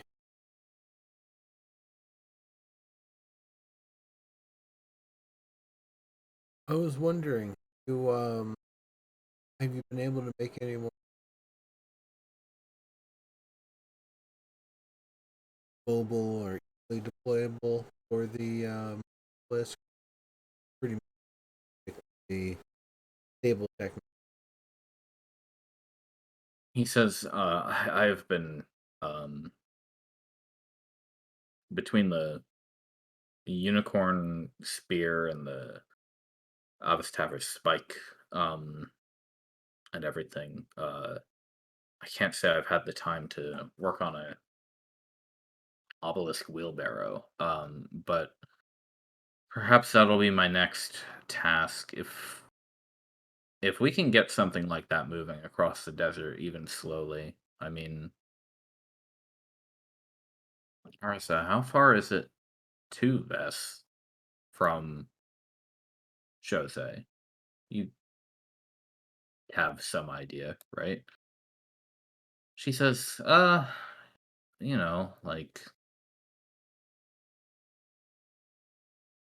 maybe a week if you go in a straight line. I think the roads used to meander a little bit more than that town to town, but um I don't imagine you all will have the advantage of roads. Not too many of them anyway. Yeah, all we saw was sand.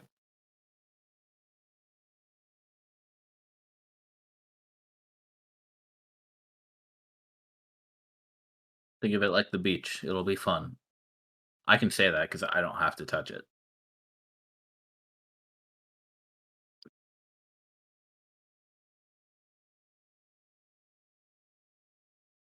It'll be a thing. It's not like we're gonna run out of water. True. Uh-huh. The brigadier says, yeah, your team at the very least has that handled. We'll have to worry about the other teams who have no such advantages more than I need to worry about you. So, well, that's good for what it is anyway. It keeps one check off the list. Fair enough. I just think if we do a group that has a couple of us to get those initial things started, and then we have an engineer, and we have, like a structural engineer and a civil engineer, and people that are very good at various skills. And we don't need a huge group, but maybe 8 or 10 of us to get back over there and set up a rudimentary camp and get started on those things. It's not that far from here, so we can make it there and back when the shift happens, and buy some time, get things started.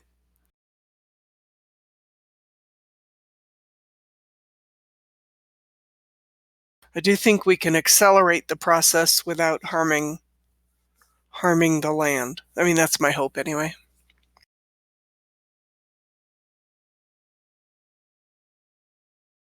We have a few days to plan out the specifics. I agree that we can get on all of that as soon as the redshift breaks again. Uh, hoping it does, of course, as always. Um,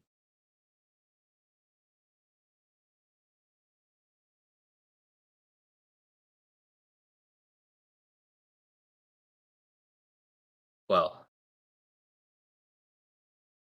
I will most likely stay here, lest I risk Dex trying to grapple me with that giant hand of his. But yes, I think you all can take on that task, and I think you'll be just fine.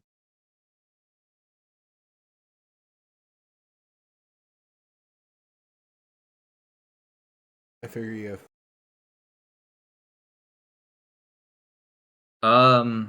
Yes, lots of moving parts to worry about from here on out, till we get things resettled. So, first, however, she gets up and brushes off and says, I desperately need to,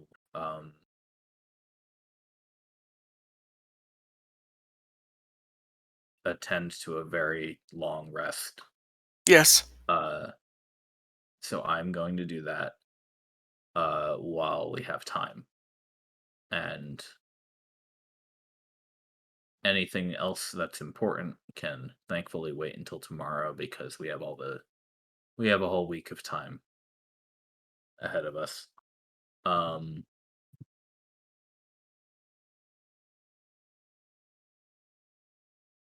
If I hadn't said it before, good work, everyone. Rest well, please. Rest well and deeply. Yeah, we all need that. Yep. Okay. And so it will descend to nighttime, dinner time. Lights go up in the fort. Chatter among the obelisks here and there as you all see fit between whatever friends you'd like to chat to, planning. uh Eventually the redshift does descend. So before I forget, everybody should get 5,000 experience. Level. We level up. Level up. Nice. Okay. I think that's a level up, yeah. What's the next interval after 30? 48,000. Thank you.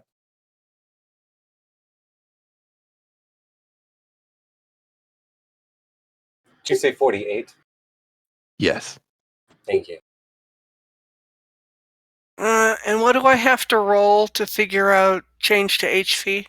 Okay, yes, actually, Your let's do class. that now for everybody who leveled up. All you do is roll one hit die and add that value to your max HP.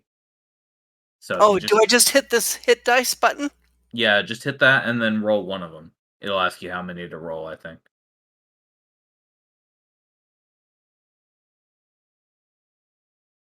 Oof. Oh no.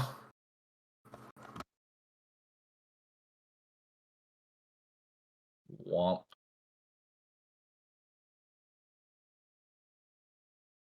Okay, hopefully Nimbus used all the shit luck.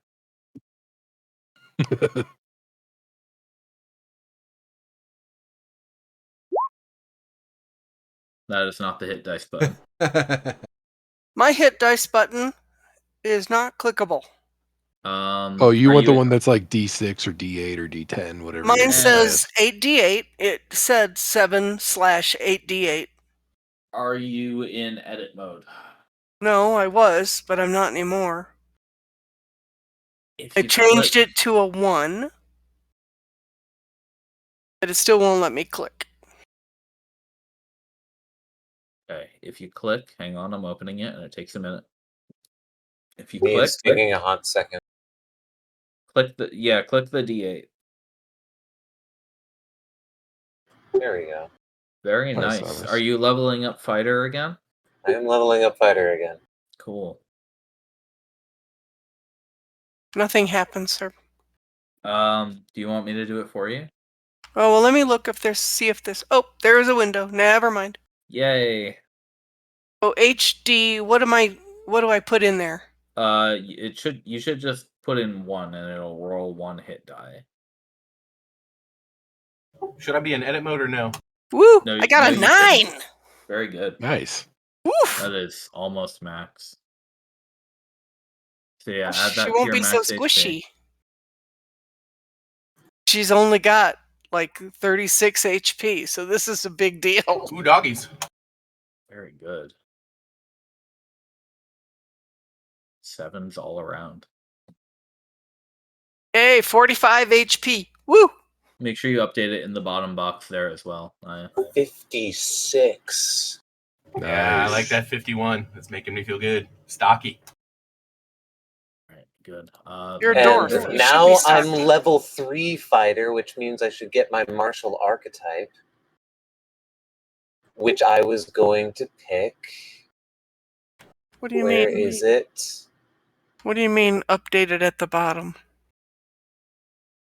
On the little not- heart, it's the number underneath HP in the little bubble down there. Oh, Yeah. okay. Yeah, thank you.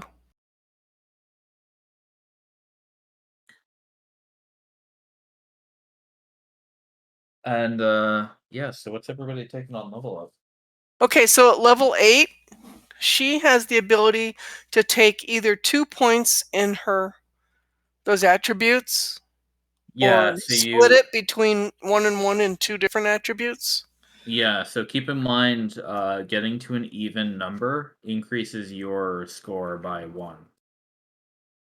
What score? Your plus bonus. your modifier. Sorry. So yeah, my like, wisdom modifiers are +4. if you go Naya, so wisdom is your important ability usually. Right. So if you went from 18 to 20 wisdom, that would turn into a +5. Alternatively, if you, for example, went from 13 to 14 dexterity, that would turn into a +2. Okay. Oh, on the... Where would I see that? Where would you see the The abilities? change. Or... The change in the pluses. I think in Roll20 it'll be if you just type in the new number in the small box, it'll update everywhere else. The one in the oval? Yeah. All right, so what I was actually, and I need advice from you guys. I was thinking I might take 2 charisma because I have 0. Well, Is so that the fact that she's getting more and more spells that have to do with charming or persuasion? so your saves are all based on wisdom ability. Okay, all right. So when you see on above your spells, you've got your save DC, you've got your plus attack. I Yeah. think even the number that you can have prepared is based on your wisdom modifier. Yes. Let's Okay. see. You can prepare a number of spells equal to your wisdom modifier plus your druid level. Yeah. Okay. So it wouldn't do anything for anything. So yeah, getting a +1 charisma modifier would get you, a +1 in deception and persuasion and stuff. But that won't help any of your spells. Okay. So it sounds like I just need to go to 20 wisdom. Can I modify it right here in this oval box? Yeah, you just have to go into edit mode. Okay. And yeah, getting a maxing out your primary class stat is Oops, generally sorry. ideal. Nice check. Yeah, nice Oh, by the way, you can now fly with wild shape. You are allowed to fly.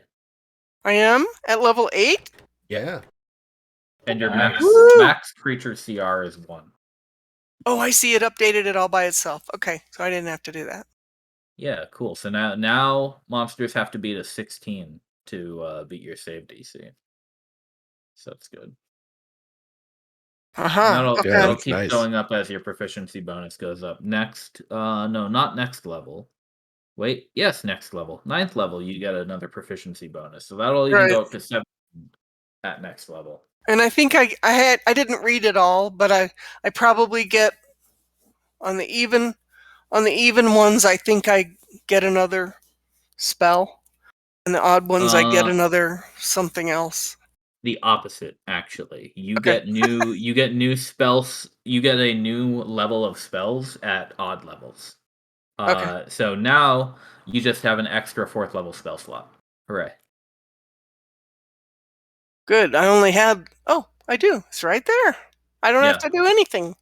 Yeah, Oh, Naya, you're pretty much all set. can I hit The the long only rest button now? Yeah, everybody can hit the long rest button. Naya, the only other thing that you should really keep in mind Yeah. is maybe do a little bit of homework and look up some CR1 or lower monster or beasts specifically that you want. Obviously, maybe grab a couple that have flying speed if you like. Um, just so you know, I can put the tokens together for you whenever. Yeah, I started to And do something with a swimming, like just Naya fish, yeah, and realized I didn't know what the hell I was doing. So we'll no, have to that's get fine. I together can and put do the that. tokens together for you. The only other thing is that because your wisdom modifier and druid level went up, you need to make sure you're preparing the correct number of spells now. So, not counting cantrips, your wisdom modifier is 5, your druid level is 8. You should have a total of 13 spells prepared. And also, I don't think that counts your domain spells or your So two circle more spells. spells prepared, not counting circle spells. Yeah, That's two more. not counting cantrips and not counting circle spells. So you Sweet. should have a total of 13 prepared Okay, that every day. helps. That What helps books a are lot. we Thank you. using? What was that? I'm just double checking some things. What books are we using? Player's Handbook, Xanathar's, Tasha's. Sweet. Okay.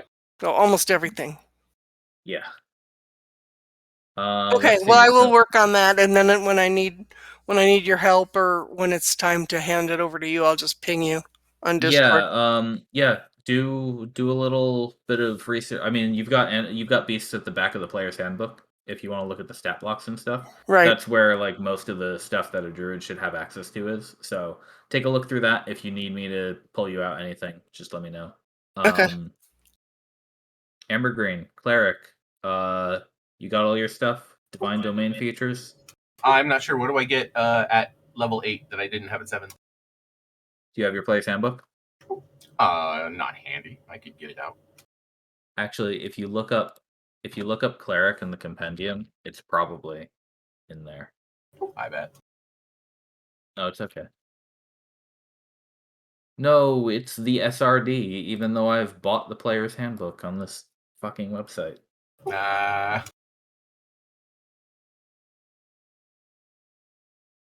So, let's see. What do you get? You get an ability score improvement. Did you improve? Just one? It's 2 points. Did you do that Yeah. already? I have not. Okay. Let me pull What up. abilities shall I choose?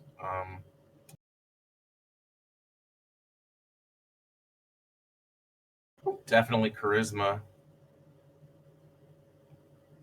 Well, again, you are a wisdom caster.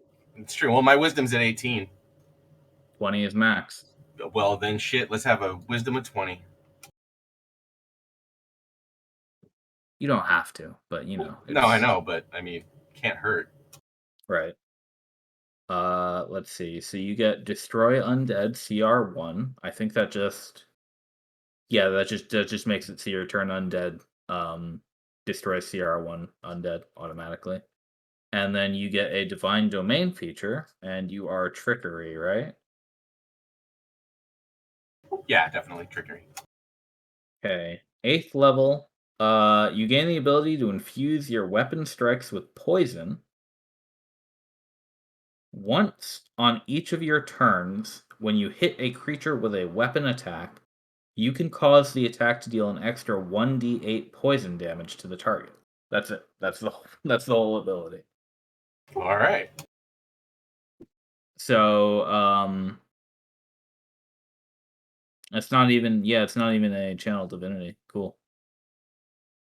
So, personally, I would put that right under your Cloak of Shadows ability. And make sure we get the verbiage right here. It's called Divine Strike, by the way, so if you want to name it. And it's once on each of your turns when you hit a creature with a weapon attack. You can cause the attack to deal an extra 1d8 poison damage.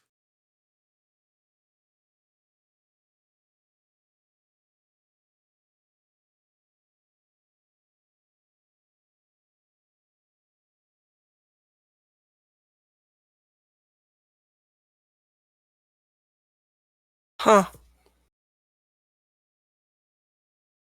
That's fun. Yeah, I have a ton of spells that work that way. I actually kind of like that mechanic.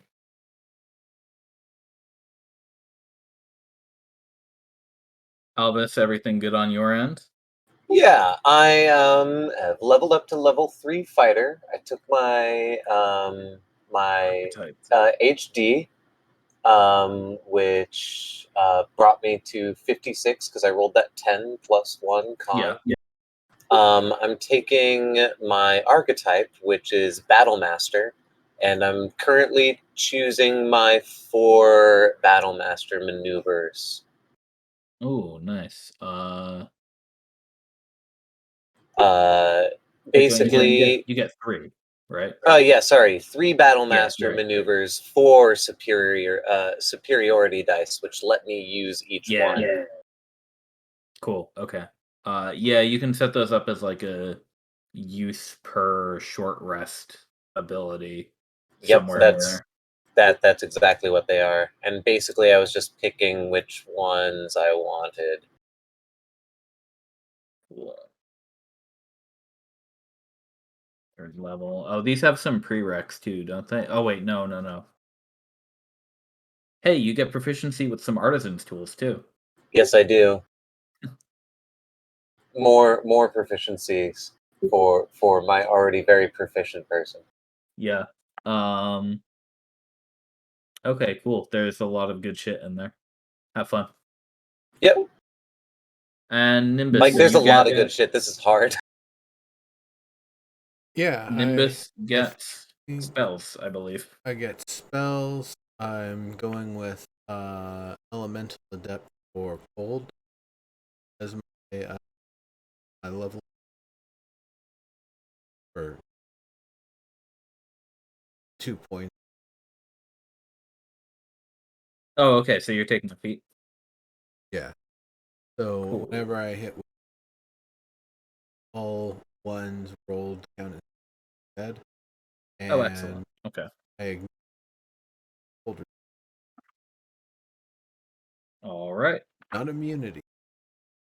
Not immunity, just resistance. Okie dokie. I have a question, sir. Sure.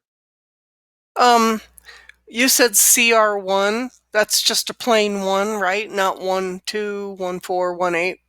Yeah, everything below that, one half, 1/4, 1/8, you can also do those. Okay, yeah, there's quite a few flying beasts. Yeah.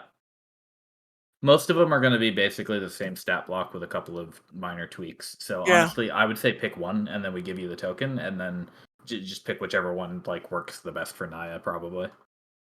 Well, they do have, some of them have different, like Bat has a different set of skills than Owl. Right. Blind sight, that kind, dark vision, those kinds of things. So, I don't know. We might end up with 2, but there's quite a few to choose from. Yeah, that's totally fine. Okay. You can also get like terrestrial monsters of CR1 because you couldn't get those before. Yeah, I noticed it, like Dire Wolf. Is Direwolf CR1? It says 1. Oh yeah, there you go. I was surprised. Giant Eagle, I thought, was like level 10, but they're saying it's CR1. You might have been thinking of a rock, which Well, are at least we know how we can get to pretty Mordor. out there. No, So there's some advantages to some of these, like what they can actually do, how much HP they have. yeah, but fly 80 feet is pretty rad. Uh-huh. Also, they can speak giant eagle because giant eagles have 8 intelligence. Right. Yeah, the ones that speak common or that understand common but don't speak it are interesting. It suggests that I could have conversations with my team. Right. One-way Well, conversations. you always can because you always keep your mental stats. But yeah, like if somebody had like tongues, then you could actually talk to them. Right. Okay.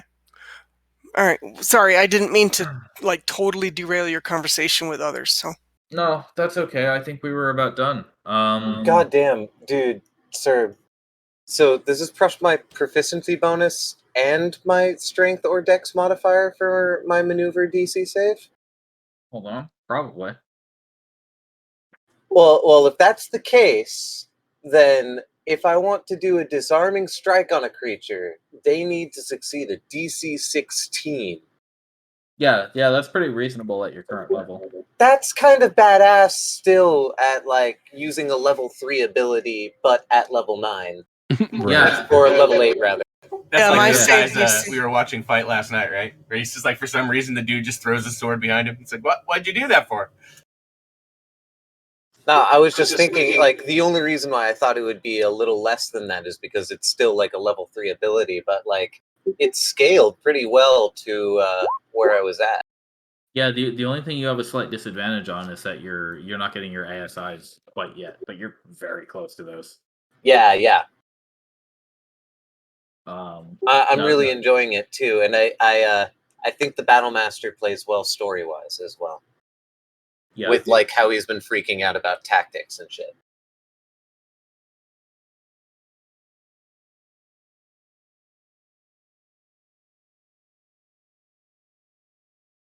Very good. Okay. This is a perfect time to end the session. So that's what we're gonna do. Next up is gonna be, like we said, a few weeks of the team handling all this business. So since that's going to take a while, my plan from here is that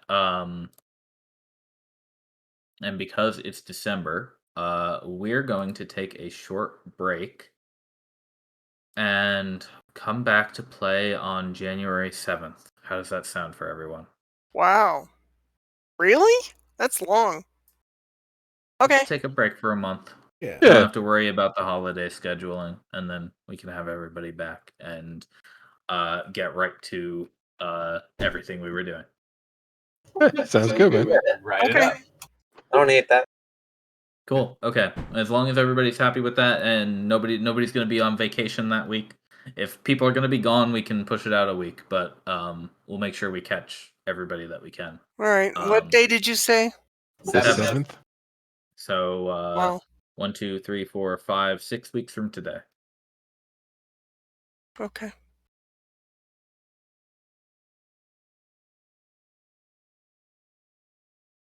Yep, you're gonna have to start a Friday game for the next 6 weeks, Nero. Sorry. I guess so. Sorry, everybody. I'm could- destroying your I weekends. could easily spin one up. Actually, most of my gaming friends are very jealous that I have such a dedicated group For that we are literally years. for Yeah. Yeah, like years we've been playing that a we are long time. meeting like every Friday night, and they're like, "Oh wow!" And it's a custom world. They hate it when I tell them that part. Yep. They're like, "Oh shit!" Well, did you send them the You know, videos? I could just link them to Neuros. Yeah, I mean it's just unreal. They're just really jealous. Some of them are lucky if they meet once every 2 months. Oh, thank They're you, like everyone. once a week. I really do appreciate it. Yes, thank you.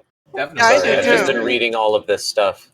Oh, it's okay. And building a world for us to play in, and Oh, dude, I just got the grappling strike battle maneuver, which gives me a bonus action whenever I spend a superiority die to then Ooh, try nice. to grapple a person as a bonus action. So like, I still have to prep myself if I want to use like my my lasso trick, but it's now a bonus action. It's not my full goddamn attack. Yeah. That's pretty damn cool. And yeah, I mean, look at that. You guys are halfway through the world map. That's also pretty goddamn Yeah. cool. Totally, man. Okay. Well, thank you, everyone. I Good night, will sir. see you then. Thank you for joining. Have a good holiday. Yeah, thanks If for the you session, man. travel safe. Absolutely. Thanks. I don't think I'm going to be Totally. traveling much, but thank you.